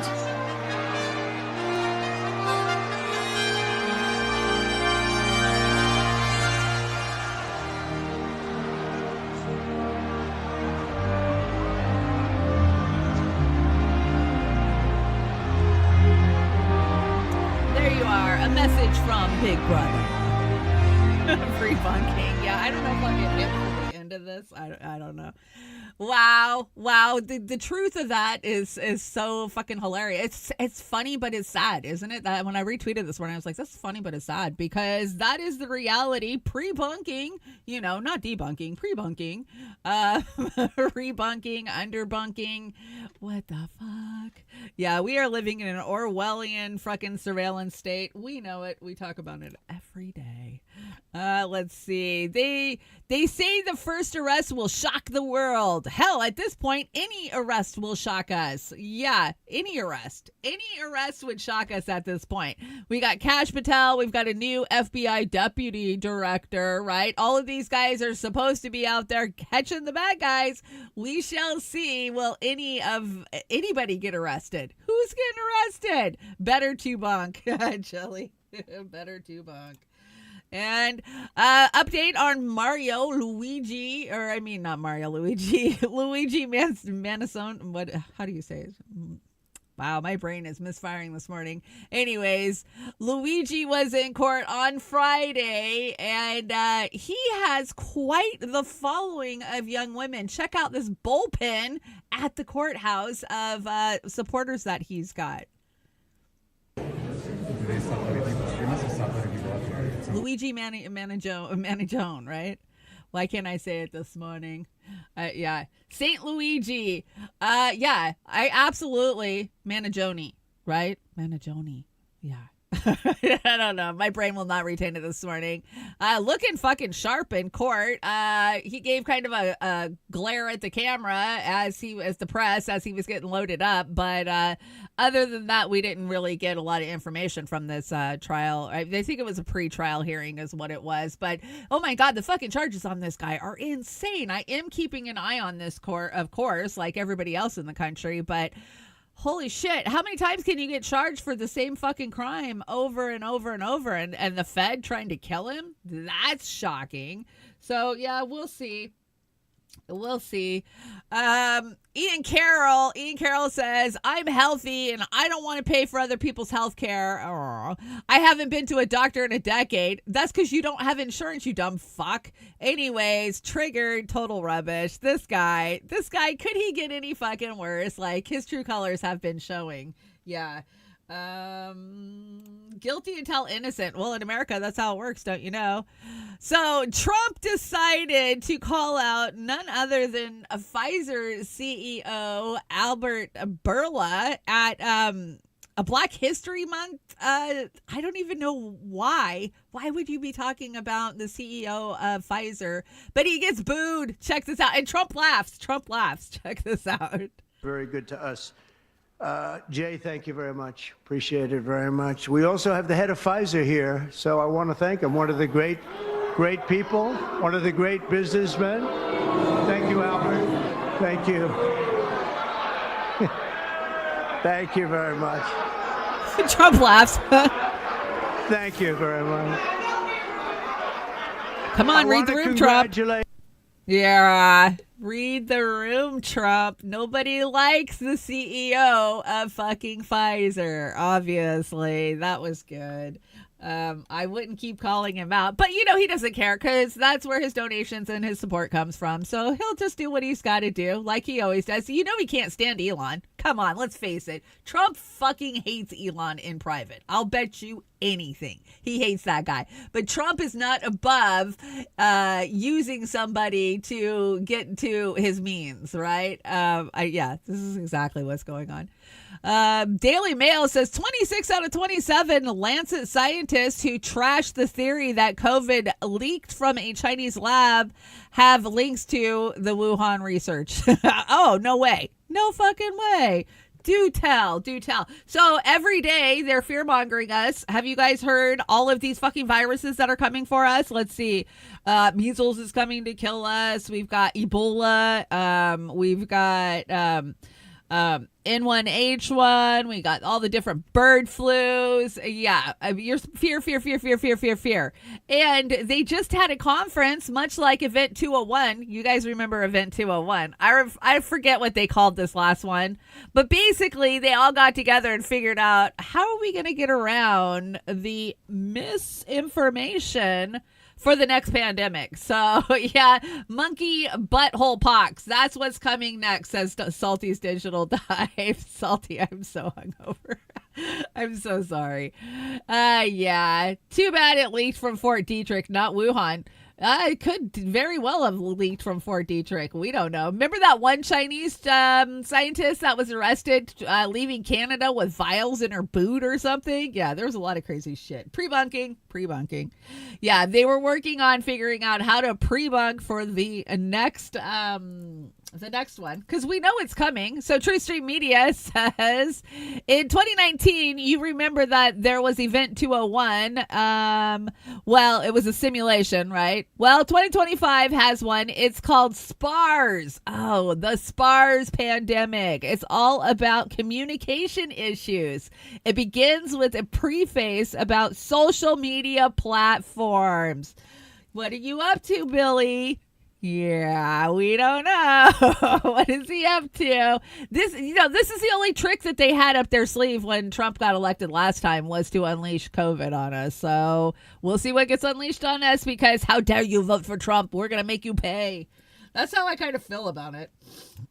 And here we go. Truth is incoming. They're getting sued. Yes, we've seen multiple states come together to sue these guys. Now, remember, Biden hurried up and gave Fauci a pardon on his way out of office, but that's a federal pardon. That doesn't have shit to do with the states. So let's see what the states are up to. Thank you for being here today.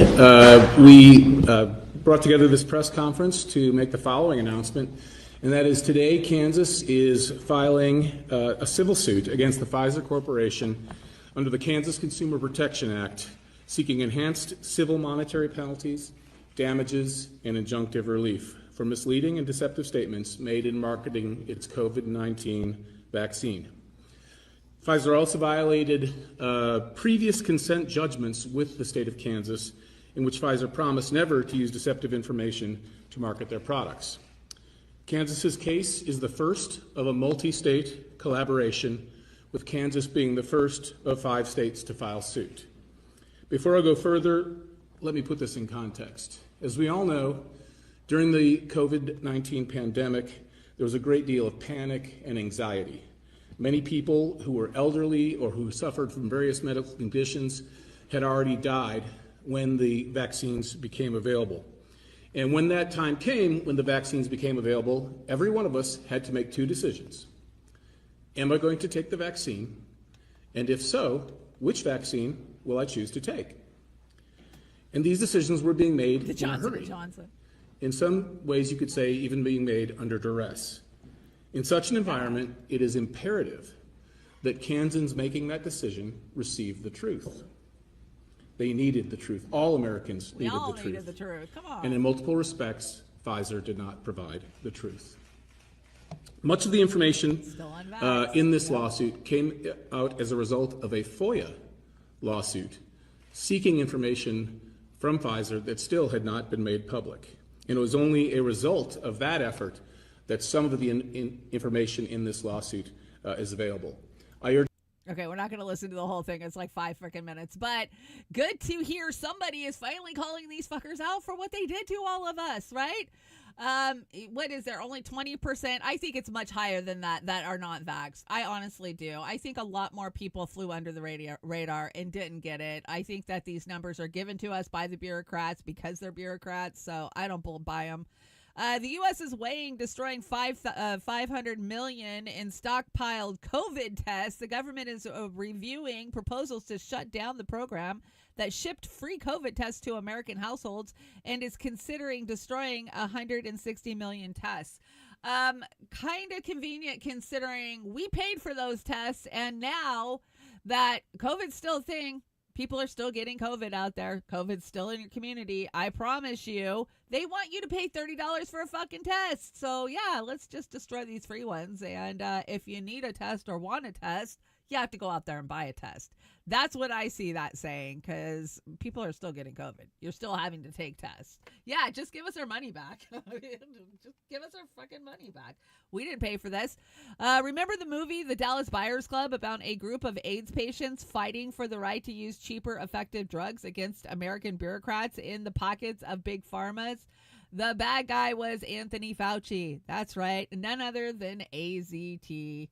Yeah, all of these meds, I'm so worried because you guys know I'm on a lot of these expensive fucking meds that get pushed out there. They have 1 trial, 2 trials, and, oh, here, let's unleash it on these people and see. Like the one I'm on right now for my immunotherapy, it's been on the market for 5 years. It had like 1 blind study done on it. I don't even know if it was a blind study. And it makes me wonder. Is it going to prolong my life? We shall see. And, good news. The WHO went ahead and passed a bunch of shit this week while nobody was paying attention. Let's hope that Trump doesn't actually pay attention to the WHO. Hi, everyone. This is Dr. Sherry Tenpenny, and I want to do a quick update about a document that got passed by the United Nations. It's the United Nations. Called the Pact of the Future document. It's 2 parts, one on science and technology and one about the youth and future generations. It is quite egregious, and it was done by a procedure called the silence procedure, which makes it a pact. And if no one objected, it is automatically adopted and put into the record as being completely adopted. This is the World Health Organization's runaround, end around. Since they were not able to get the World Health Organization treaty passed, they decided to take it to the General Assembly. And it is even more egregious than what the World Health Organization was wanting to get passed. Let me just read you something really quickly about what is inside of this pact that is now being accepted by 193 nations around the world and equally open-armed accepted by our current administration. It says that this is the power structure, fully digital and maximized for the control of the masses. Everyone will be expected to have a biometric digital ID that marks them not just as citizens of an individual country, but as a global citizen. So anytime you hear global citizen or anytime you hear sustainability, think that this is an egregious thing that's happening at the level of the World carbon Health wallet will be Organization coming soon. and the United Nations. Anyone that has a dissonant opinion will be labeled as misinformation, disinformation, or malinformation and memory hold. Perpetrators for unapproved information will be fact-checked and punished by the system, which will be operated and enforced by artificial intelligence. Punishments will include being locked out of one's bank account, being unable to make certain purchases, unable to get on an airplane, on a subway, drive on public roads. This is the future, according to the world's self-appointed overlords at the United Nations. These are unelected bureaucrats that are making decisions about our country, our sovereignty around the world. Nothing could be more important at this point in time than to get prepared.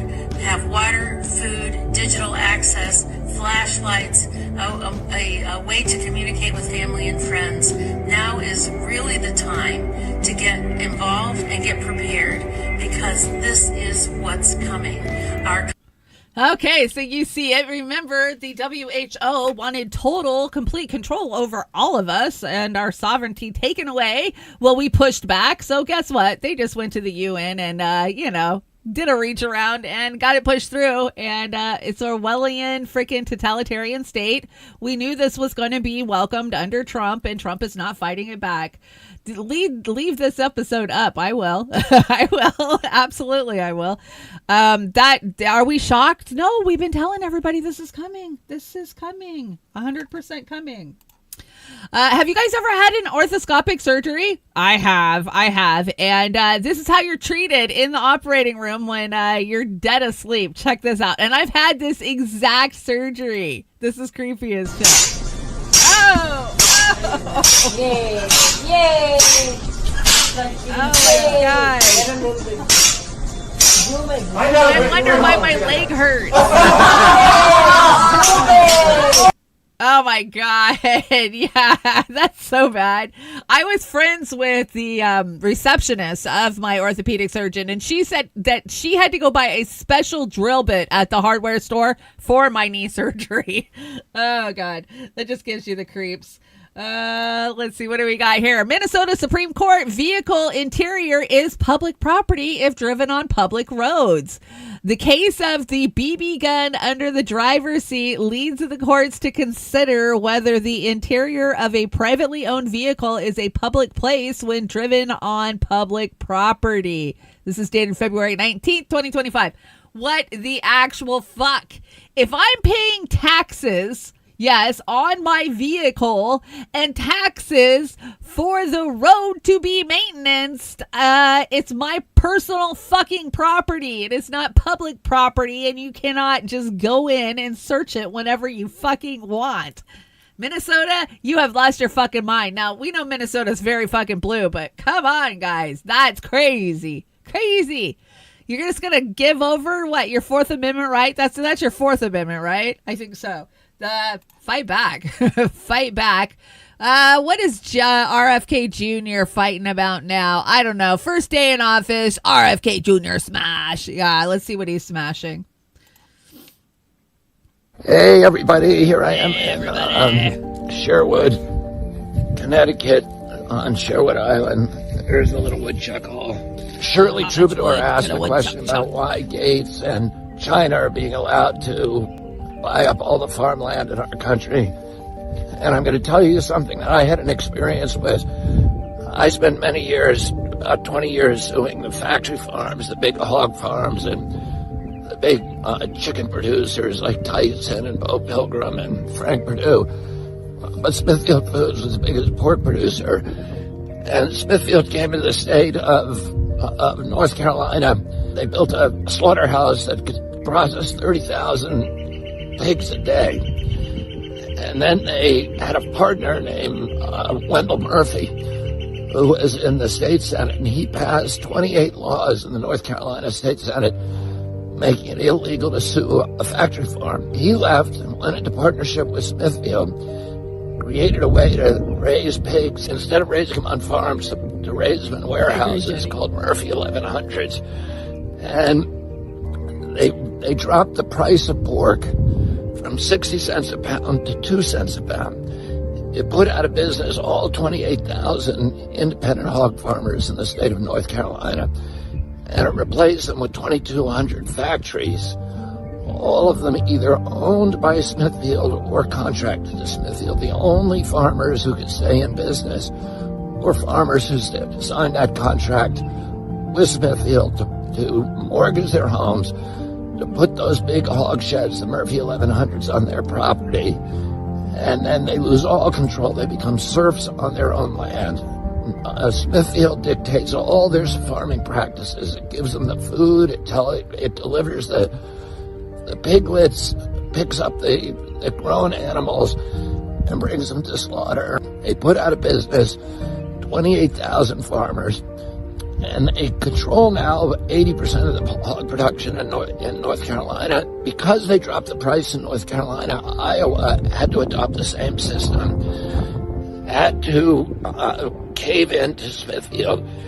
They ended up taking control of 80% of the hog production in our country. Then they sold themselves to China. So now China owns all that hog production in America, and it controls our landscapes. And that's the end of Thomas Jefferson's vision of an American democracy rooted in tens of thousands of independent freeholds, each one owned by family farmers, each with a stake in our system of government. And that's why all of this industrial agriculture not only gives us substandard food, but they're also taking control of our landscapes, and that is a huge threat to American democracy. I hope you guys... This is just so sad. I mean, yeah, I like Smithfield bacon too. I get it, Jenny Lynn. Those little strip roasts are very affordable. And now we know why they're very affordable. But, you know, I live in a farming community. It's cow farming. And the very first place I rented up here was actually on a cow farm. It was on one of the nurseries of one of the bigger farmers up here, an independent farmer. And it just breaks my heart. They're all being bulldozed. They've been turned into subdivisions, and all the people from California are flocking up here and buying houses in what used to be our farmland. And all of the independently owned small little farms are fucking gone. And I know it's not just my community. It's everywhere across the country. And we should be fighting back against it. I mean, now China owns our pork industry, is pretty much is what it sounds like. Since we're talking about RFK Jr., if you didn't know, drinking one soda a day, who out there is still drinking soda? I drink this sparkling water crap. This is better good. Barely. There's no sugar in it. No nothing. It's just soda water. Let's see. Increases your risk of type 2 diabetes by 67%. Holy shit. Makes you age faster. Well, yeah, I believe that. Can cause brain damage, more like brain tumors. Can cause tooth sensitivity and can lead to permanent enamel erosion. Well, yeah, that shit takes fucking rust off chrome. Makes you feel sluggish and irritable. Causes weight gain. Oh, do tell. Causes skin and acne and rashes, and causes fatty blood, and causes increase in triglycerides by 30%, hardening your arteries. Oh, good time. I mean, we grew up drinking soda, right? But soda was different when we were younger. It was made with real sugar. It was made with, a lot of different shit. It wasn't just fucking high fructose corn syrup. But even then, you weren't allowed to drink soda every day, right? Mom would let you have a soda at a family reunion or something. It wasn't you had cases of fucking Pepsi in the fucking fridge like it is now. It's different times. This one pissed me the fuck off. The stupidity of this one burns. This is where I don't relate to the Republicans because this shit pisses me off. Income taxes. The fine you pay for being productive. Welfare. The reward you get for being unproductive. Now, this is complete fucking bullshit. Bullshit. Do you think that turning your whole entire life over to the state, including access to your bank accounts, having to sell your car if it's worth more than $8,000 or $10,000, is worth $400 a fucking month? Stop acting like welfare is this big, huge fucking handout for people. Yes, there is welfare moms out there. We've all known it. We've seen them, the ones that are having 10 kids, whatever. But that's not the norm. The norm is somebody who found themselves in a bad situation, being they lost their fucking job, they're going through a divorce, they're sick, something, and you got to have kids to qualify for welfare. You don't just, you can't be 45 and have no dependents and go get a fucking welfare check. That doesn't happen in this fucking country. You got to jump through a billion fucking hoops to even get qualified for any of these fucking programs. Republicans, you piss me off with this shit. Stop it. Stop it. $400 a month not being able to pay your fucking rent is not a goddamn reward. It's gross. It's gross and it's misinformation. Taxation is the price we pay for having every facet of our lives micromanaged by those who have exempted themselves from the law. Oh, yes, it is. Now, this one broke my heart. Now, there's a difference. This is in New York, and these are landlords. Now, you guys know I don't have a lot of love and shit to give about landlords, but for a person who uses a rental property for their retirement, to have the government fuck them over this way, it's just wrong. Because you know damn well BlackRock is not waiting 2 fucking years to have a judge sign off on kicking somebody out of one of their properties that they own. Play. The system's supposed to be fair, but it's not fair. You can see the frustration in Sandra Claxton's eyes. She worked as a nurse for decades to buy her retirement home in the Bronx.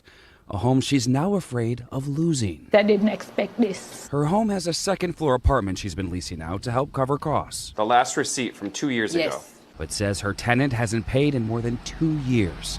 She took her to housing court and won.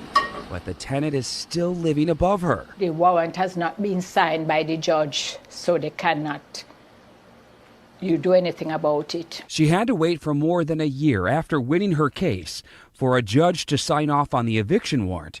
She's now waiting for a marshal to execute it. After I finish paying the mortgage, I hardly have anything left. Meanwhile, she's responsible for paying all the bills and utilities, or the tenant could take her to court. She's the one who not paying, but yet still she get a free pass. How many other Sandras are there out there? I was hundreds. Henry Ocasio works as a housing advocate for a nonprofit in the Bronx. It's mind-boggling why is it taking so long? It's a problem across the city. We found the average eviction takes 2 years, and landlords say a warrant takes an average of at least 6 months to be executed. 2 years out of the pandemic, and we're still seeing this very, very slow process. The delays have been so bad in Queens, a group of property owners got together and sued the Queens court administrator to try to speed up the process. See, now you tell me that BlackRock is waiting 2 fucking years to evict people out of their properties. Bull fucking shit. I'm not buying that for 1 second. I think it's these small, little lawsuits that are coming in that they're not fucking signing off on and they're not pushing through.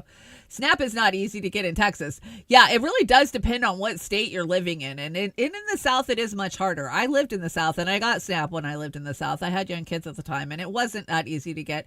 And honestly, even with cancer and I don't get SNAP. So yeah, it's not that easy to get, especially since Biden implemented a bunch of new changes right at the beginning of the year. And they reviewed everybody in Washington state got a review. So they were purging the system right as Trump was coming in. So it is a bit hotter than it used to be. But normally if you just say you're homeless, yeah, you can You can in my state anyways. Okay, Pigs of Empire. Let's see what's on this slide. This one is this criminal saves this cop's life. Check it out. I mean, he's handcuffed and everything, and he still saves this cop's life. This officer is about to choke, and the only one who can save him is the detainee. Are you straight, bro? A routine arrest until something unexpected happens. You want to give me the keys? Give me the keys, man. I'm gonna help. Help me, man. Give me the keys. I'm gonna help you, bro. The officer is in trouble. Come on, I got you, bud. He can't breathe. The detainee quickly realizes what's going on. Handcuffed and helpless, he offers to help. But first, he needs to be freed. And getting free while handcuffed isn't exactly easy.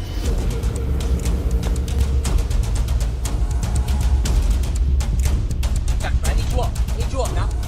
I need you up. Now it's all up to him. Get you up, bro. Oh, man, get up.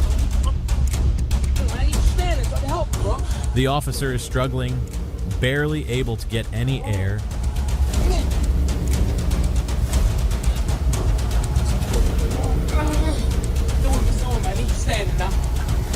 The tension is unbearable.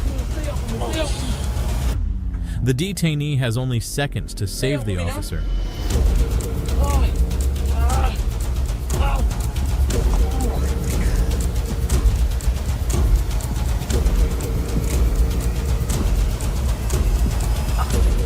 It looks like nothing is working.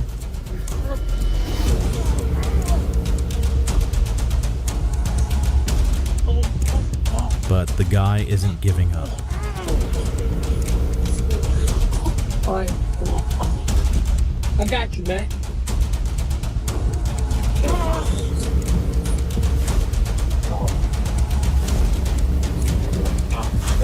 One more time, come on.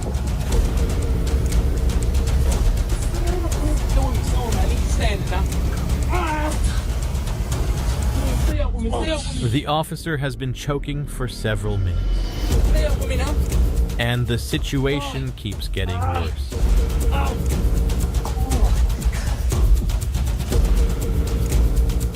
Stay up with me now.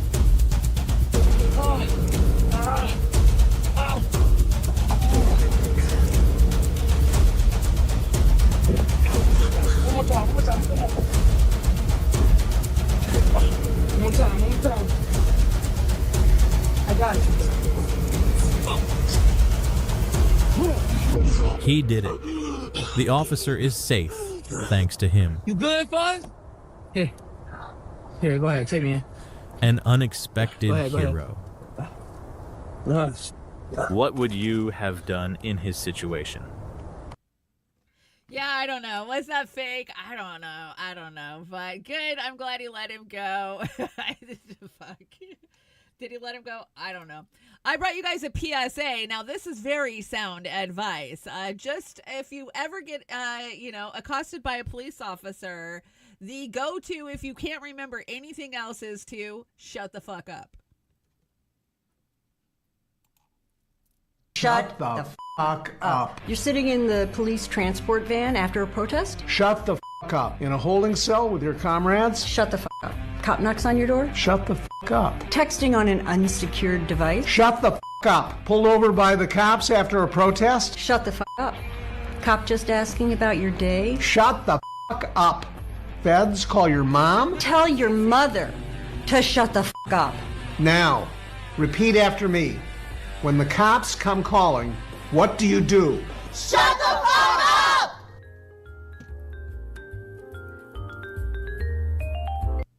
That was a message by the National Lawyers Guild. Shut the fuck up. I love the National Lawyers Guild. I've encountered them many, many times over the years out on the front lines, out on protests, down at the border, in D.C., in Philly. Like, if you are on the front lines of an actual protest, a real protest where the cops are beating you and pepper spraying you, you want to know where the National Lawyers Guild people are. And normally they're wearing yellow or green to let you know. And they're kind of standing back a little bit. So, sound advice. Shut the fuck up. Let's see. What do we got here? I'm not sure what this is. Oh, I do know what this is. You know, we've been saying that we don't want to fly anymore. Well, these are the reasons I don't want to fly. I mean, not only does the planes are very insecure and unsafe and they keep falling out of the sky, but because there's jackasses on every fucking flight like this. Am I still tripping or is this actually happening?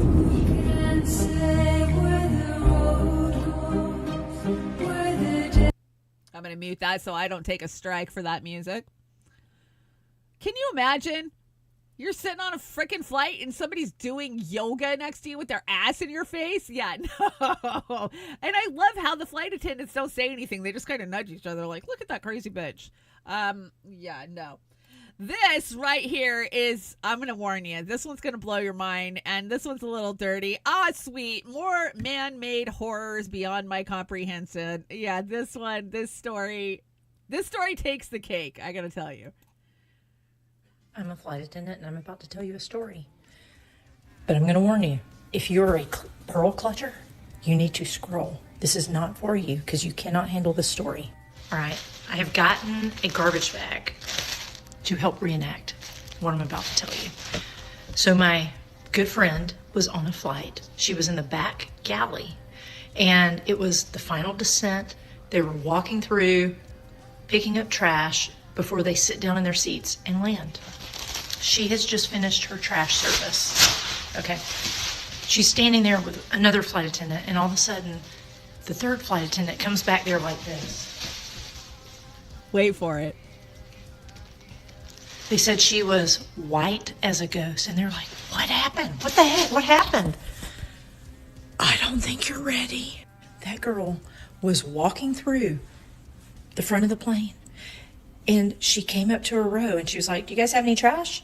This girl had on a super short miniskirt, and she reached up, pulled out a tampon out of her body, reached over across another human, and dropped it in the trash bag. What? At this point, it's getting close to time to land, and they have to sit down soon. But they're freaking out with her. They're like, what did you do? What did you say? And she's like, I didn't say anything. The girl puts it in her trash bag, and she's like, and just walked to the back of the plane. I know you're asking yourself right now, is this girl telling the truth? Let me tell you something. If you have to ask that, that tells me you've never worked out in the real world in customer service. Because I tell my husband all the time that there are people moving around in society that have no business moving around in society. It's true. People are crazy sometimes. Yeah. Oh my God. Could you imagine? Could you imagine being the one that's sitting next to her when she's holding it over you to drop it in the trash? I've seen some crazy shit in public. I'm not even kidding. The craziest lately is the dude that was walking through Walmart with a 9-foot fucking bullwhip. I don't know who he thought he was gonna tame with that motherfucker, but yeah. What a fucking story, right? Oh my God. Girls, go to the bathroom. That's just wrong. That's nasty. Game over. Peace time.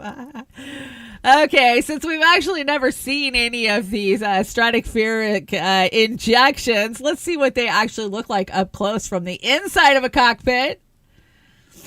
Let's see some class. Look at this.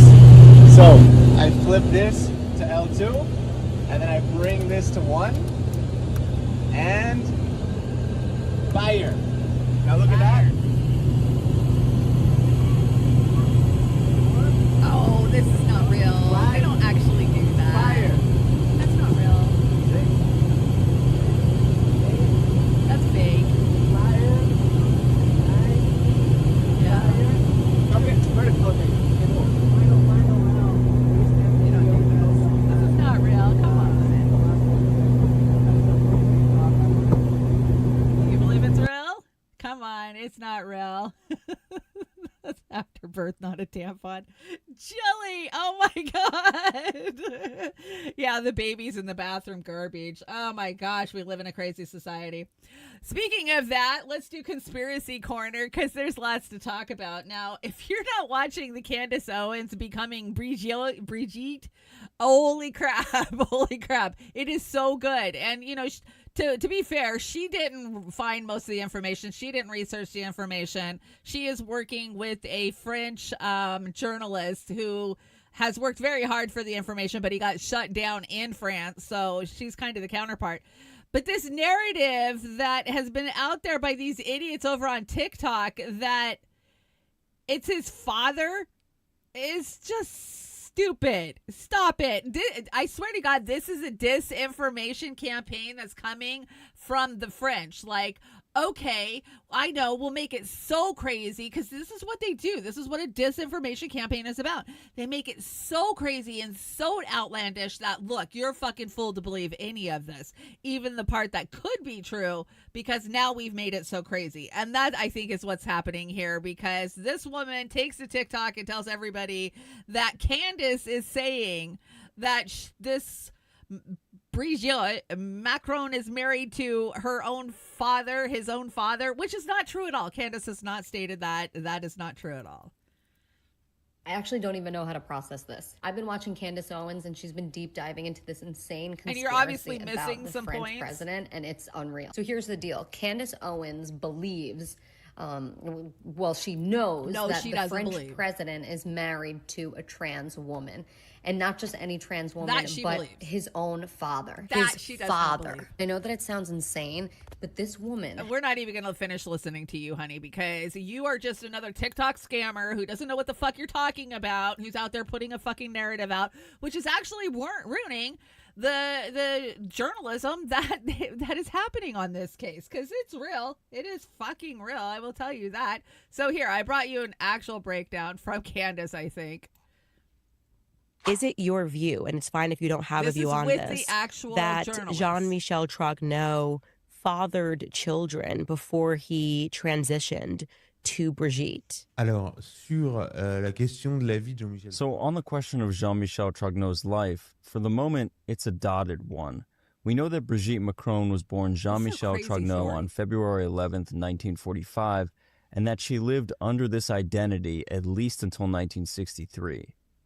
Then there are two children who were declared by Jean-Michel Trogneau, one named Jean-Jacques Trogneau and the other Valérie.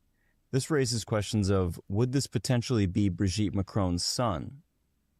Well, this Jean-Jacques Trogneau looks like a spitting image of Emmanuel Macron.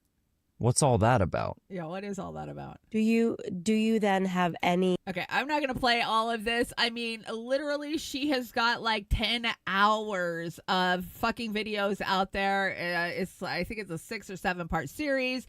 And then she doesn't even have the whole thing on YouTube. You have to go to her CandaceOwen.com to watch the rest of it, which I haven't done. But I am absolutely... You didn't even have to do a 10-part series to convince me that that was a man.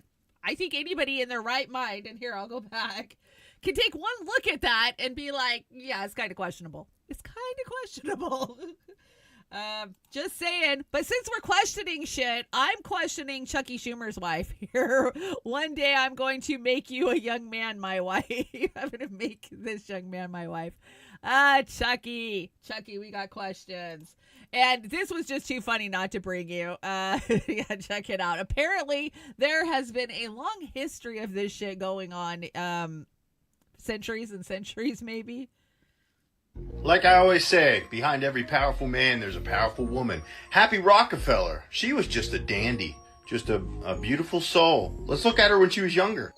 Gah!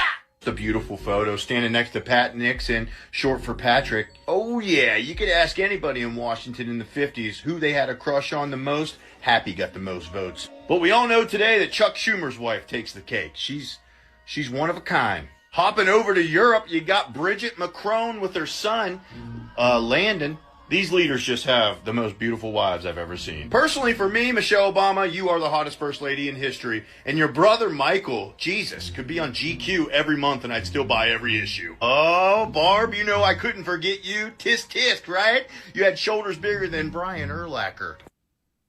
Oh, come on. That was funny.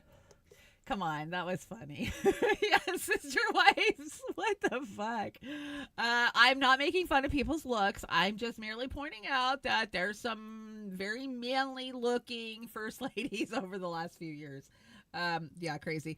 Is there another Brigitte that I missed? I don't know. I'm trying to keep up on them. It's a crazy story. It's been kind of fun to watch, but there's some fucking questions. And I think once he gets out of office, we might get some answers from the French of what the fuck that was. I mean, maybe it's her nephew. Maybe Macron's her nephew. That's kind of what I'm coming up with. But, like, I just can't even wrap my mind around how that would work. Like, it's mind blowing. It is. There's something don't smell right in Paris, and it ain't the freaking river. Okay, since we're talking conspiracy theories, now we've got to talk about ISS. Now, Elon got into a sparring match with the head of the International Space Station this week, where he called him a retard. Yes, that is right. You can't even make this stupid shit up. So you guys remember there was 2 astronauts that somehow got accidentally dumped on the International Space Station that were supposed to be there for 8 days, but they've been up there a fucking year. And then Biden politicized it after Elon said, I'll go get them. SpaceX will go pick them up. And then Biden was like, no, they can just stay and come back on the next shuttle. Anyways, it's all a big to-do. Anyways, so it turns out that Hairspray, the biggest contract is with Hairspray is with the ISS. Why?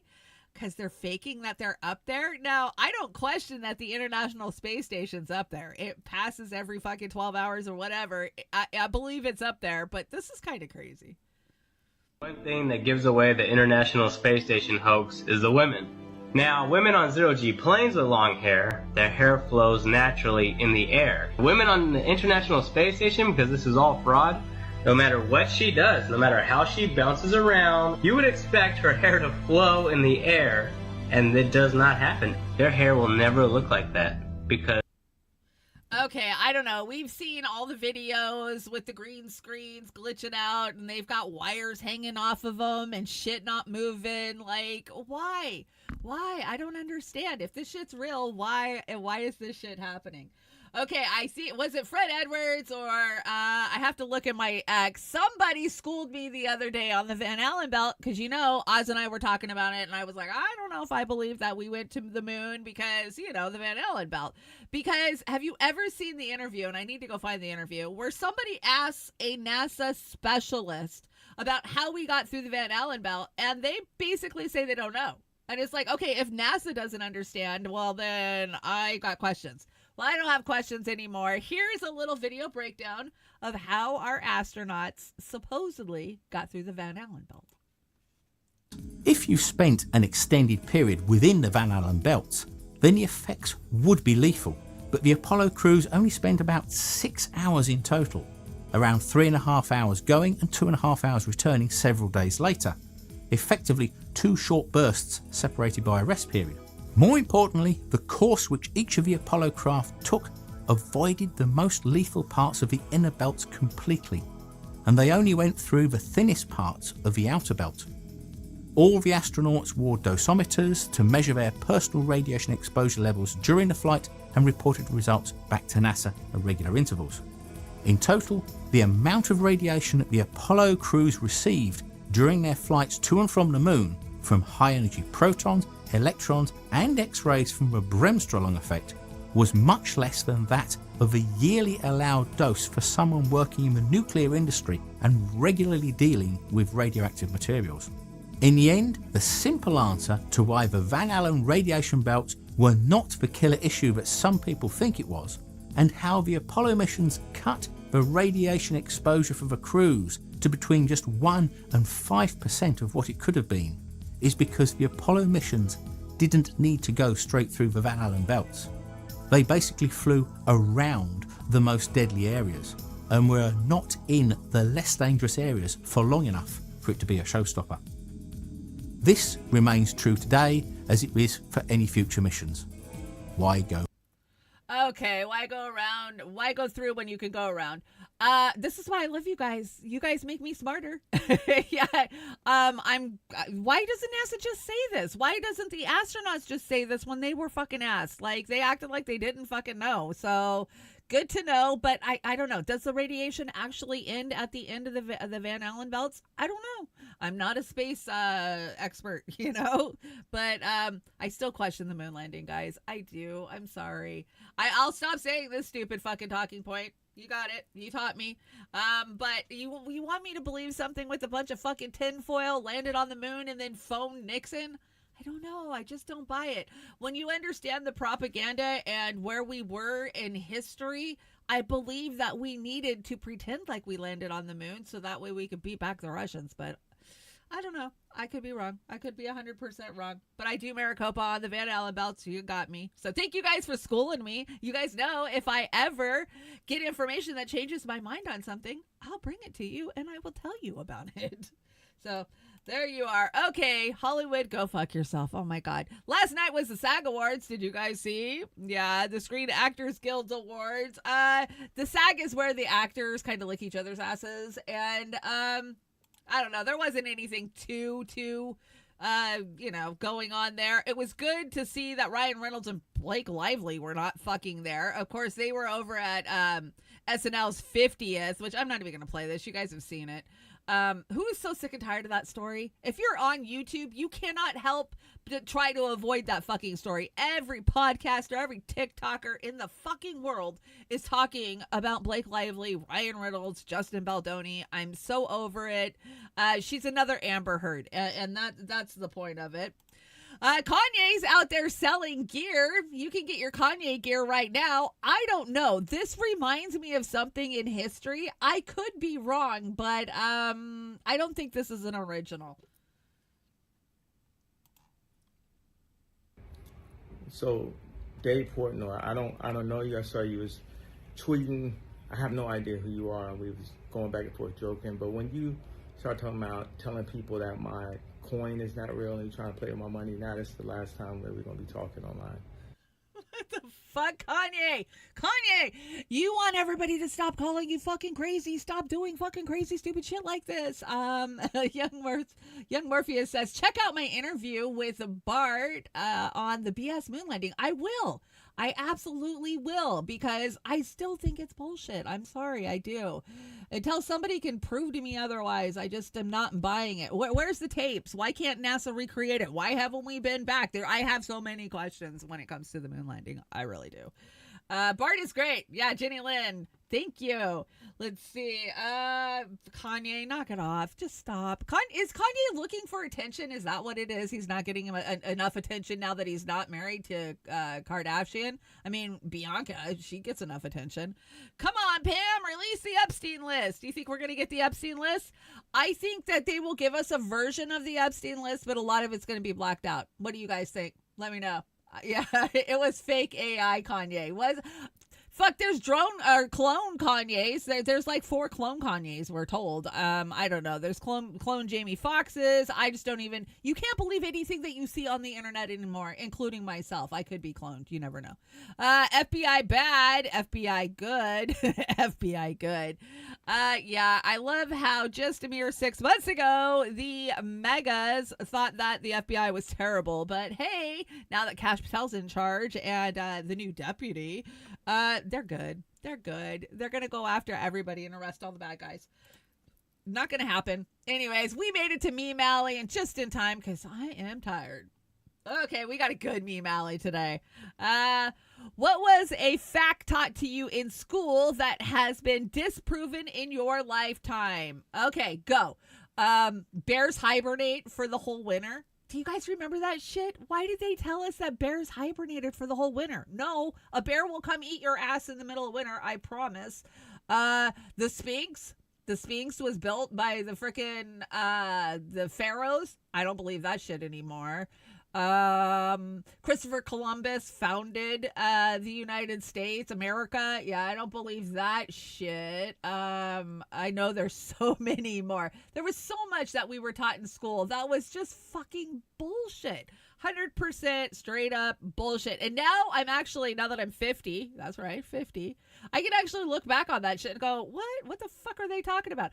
I mean, like, when I was in school, they didn't even know that a comet wiped out the dinosaurs. No, they didn't even know that shit. They were guessing, but you were crazy conspiracy theorists if you believed that shit. Now it's common knowledge. That's what everybody says, right? My 8th grade teacher taught us Napoleon died while having sex. No way. No way. With Josephine? That's crazy. Kanye reflects his typical behavior of bipolar disorder. Yeah, I have a little bipolar myself. I was diagnosed very young with bipolar. Kennedy was shot. Yeah, by Lee Harvey Oswald. Yeah, definitely that was one that we were taught. Democracy is real. Yeah. Taxes fund federal spending. Steve G gets the win for that one, right? Oh my gosh, yeah. But they didn't teach us how to pay taxes. No, nothing like that. Or they didn't teach us tax code. No, they just told you that your taxes are important. So get to work, you serf, and give us your fucking money. Moving on. Let's see. When you're trying to spread cold butter on your toast. Yeah, I hate that. And Space Ghost loving it up with Ted Kaczynski. Aw, Space Ghost. Space Ghost has got a crush. This is my step ladder. I never knew my real ladder. Oh, I'm so sorry. I'm so sorry. It sucks to never know your real ladder. And the more you know, the harder it is to socialize. Absolutely.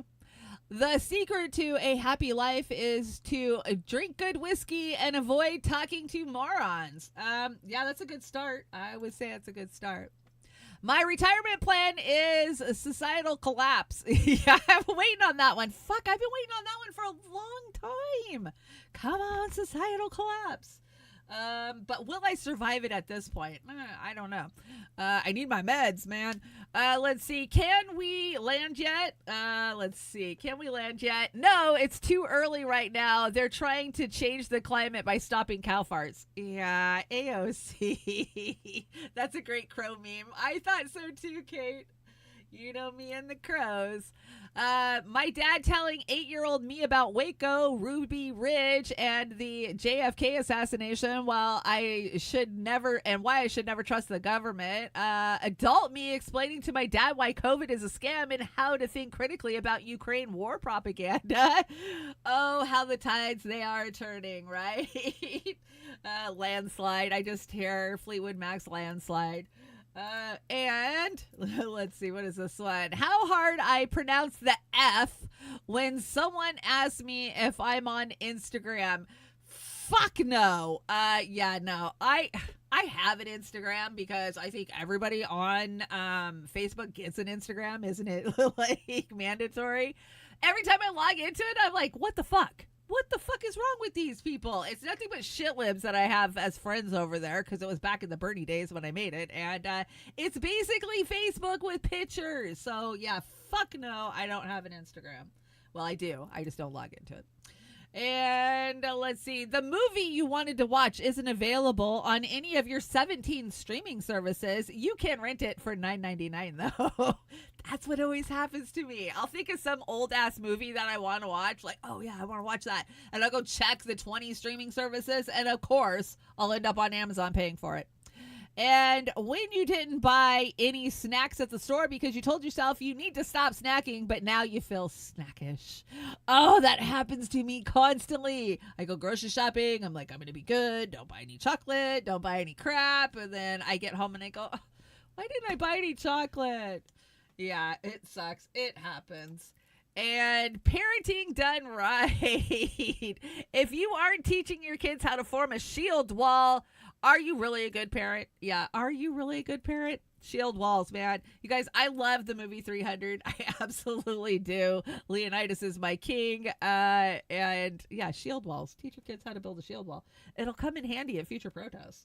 And let's see, what is this one? Are you feeling any pain, doctor? Only the normal amount, doctor. The normal amount is 0. Me. Oh, yeah, I'm always. Check Tubi. It's free. Yeah, Tubi's always free. My organs watching me take 800 milligrams of ibuprofen on an empty stomach and chase it down with 2 energy drinks. Don't do that. Oh, my gosh. But we're all guilty of that crap, right? I'll just take 2 Tylenol and drink 3 cups of coffee. That won't hurt me. And high beams in 1999, high beams today. Oh, God, I hate it. I hate it. I get so mad when somebody hits me with their super ultra bright high beams. And warning, remove dentures and tighten up bra. Rough roadway for the next 5 miles. I have friends that live on a road like that. It is bad. And doctor, you can't possibly have that many diagnoses. Me, multipass. Yeah, I have the multipass of diagnoses. I absolutely do. And the real challenge isn't cooking from scratch. It's washing all the dishes afterwards. Oh, God, I hate it. I hate it. It's true. I can cook anything. I just hate doing the dishes. And it fucks up my nails. You're both on the list. Let's see. This is the Counter Nightclub. You're both on the list. Go ahead and jump up. Yeah, my cats. I say it every day. Get the fuck off the counter. Get the fuck off the counter. Get off the counter. My cat looks at me and goes, meow, and then shakes his head. Like, nope, he ain't getting off the fucking counter. And finally, don't clean up yet. Scientific findings. February cleanup reduces beneficial insects by 90%. Natural yards have 200 more biodiversity. Delay maintenancing saves thousands of pollinators. Research shows cleaning up should wait 6 weeks. 6 weeks. I know, I want to get out there so bad. My roses need trimmed down, but 80% of native bees die from early yard cleanup. Wait 6 weeks and save hundreds of pollinators.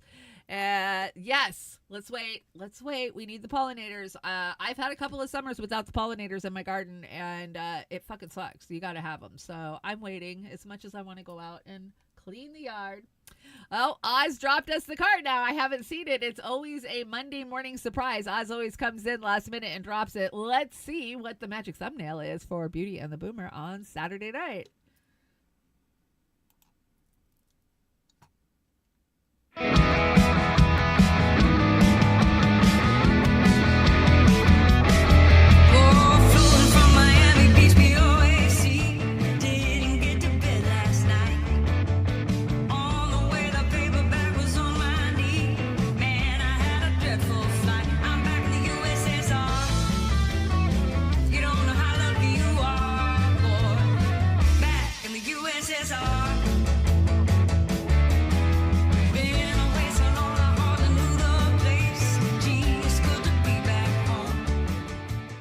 Careful, people think you're a Russian bot. That is the thumbnail for Saturday night's Beauty and the Boomer. We had a wild fucking show on Saturday night. Oz was fired up and just fit to be bit. Definitely join us for that. I think we're almost out of here. Yay, because I am hurting. It's been a long time in this chair. Let's see. Venmo, Cash App. You guys know. They're all down in the description box below. Thank you guys so fucking much for joining me today. Oh, my God. Who just quoted a name that song in that chat earlier? Somebody said that name in the chat earlier? I bet you it was Oz. I'll bet you it was Oz. Anyways, the Beatles were MI6. LOL. They probably were. I wouldn't be shocked. I don't believe anything from history. So, yeah, definitely. There is my PayPal. If you want to hit my PayPal, let me get my big old dome off of there.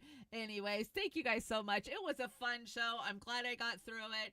I don't know. I don't know if I'm going to be able to keep up with my schedule in the future. I'm getting sicker and sicker. We shall see.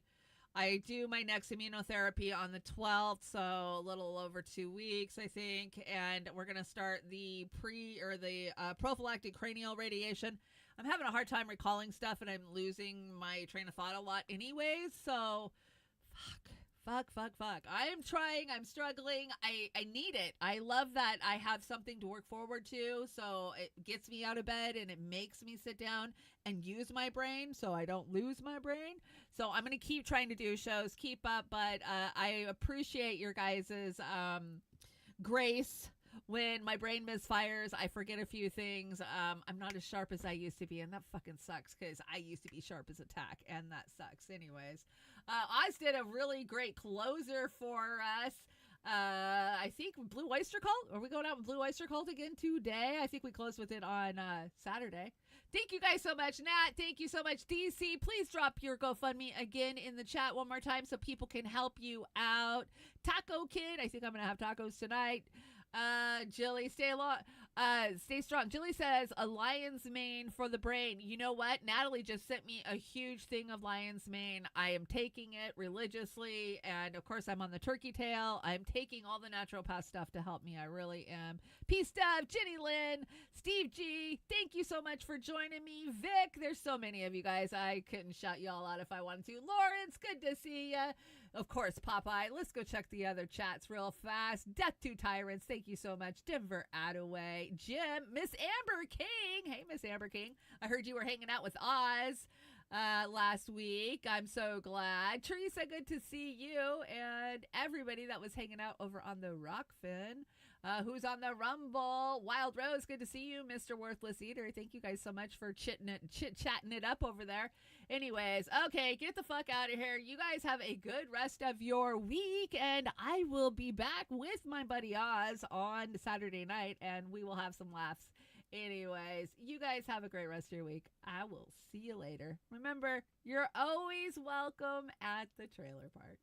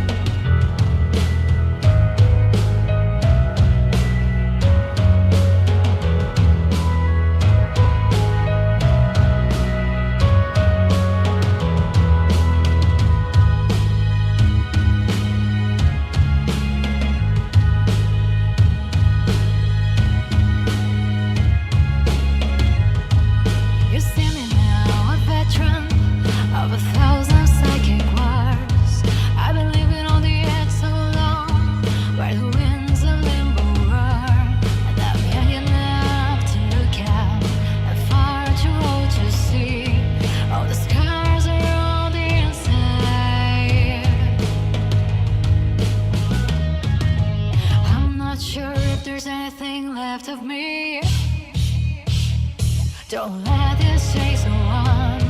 It's time we had a break from there.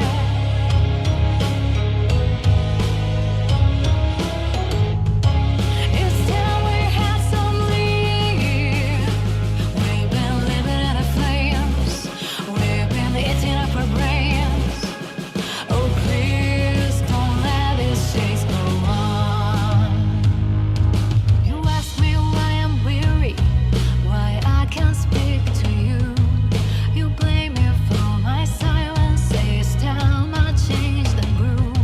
But the war's still going on, dear, and there's no one that I know. And I can't say I'm forever.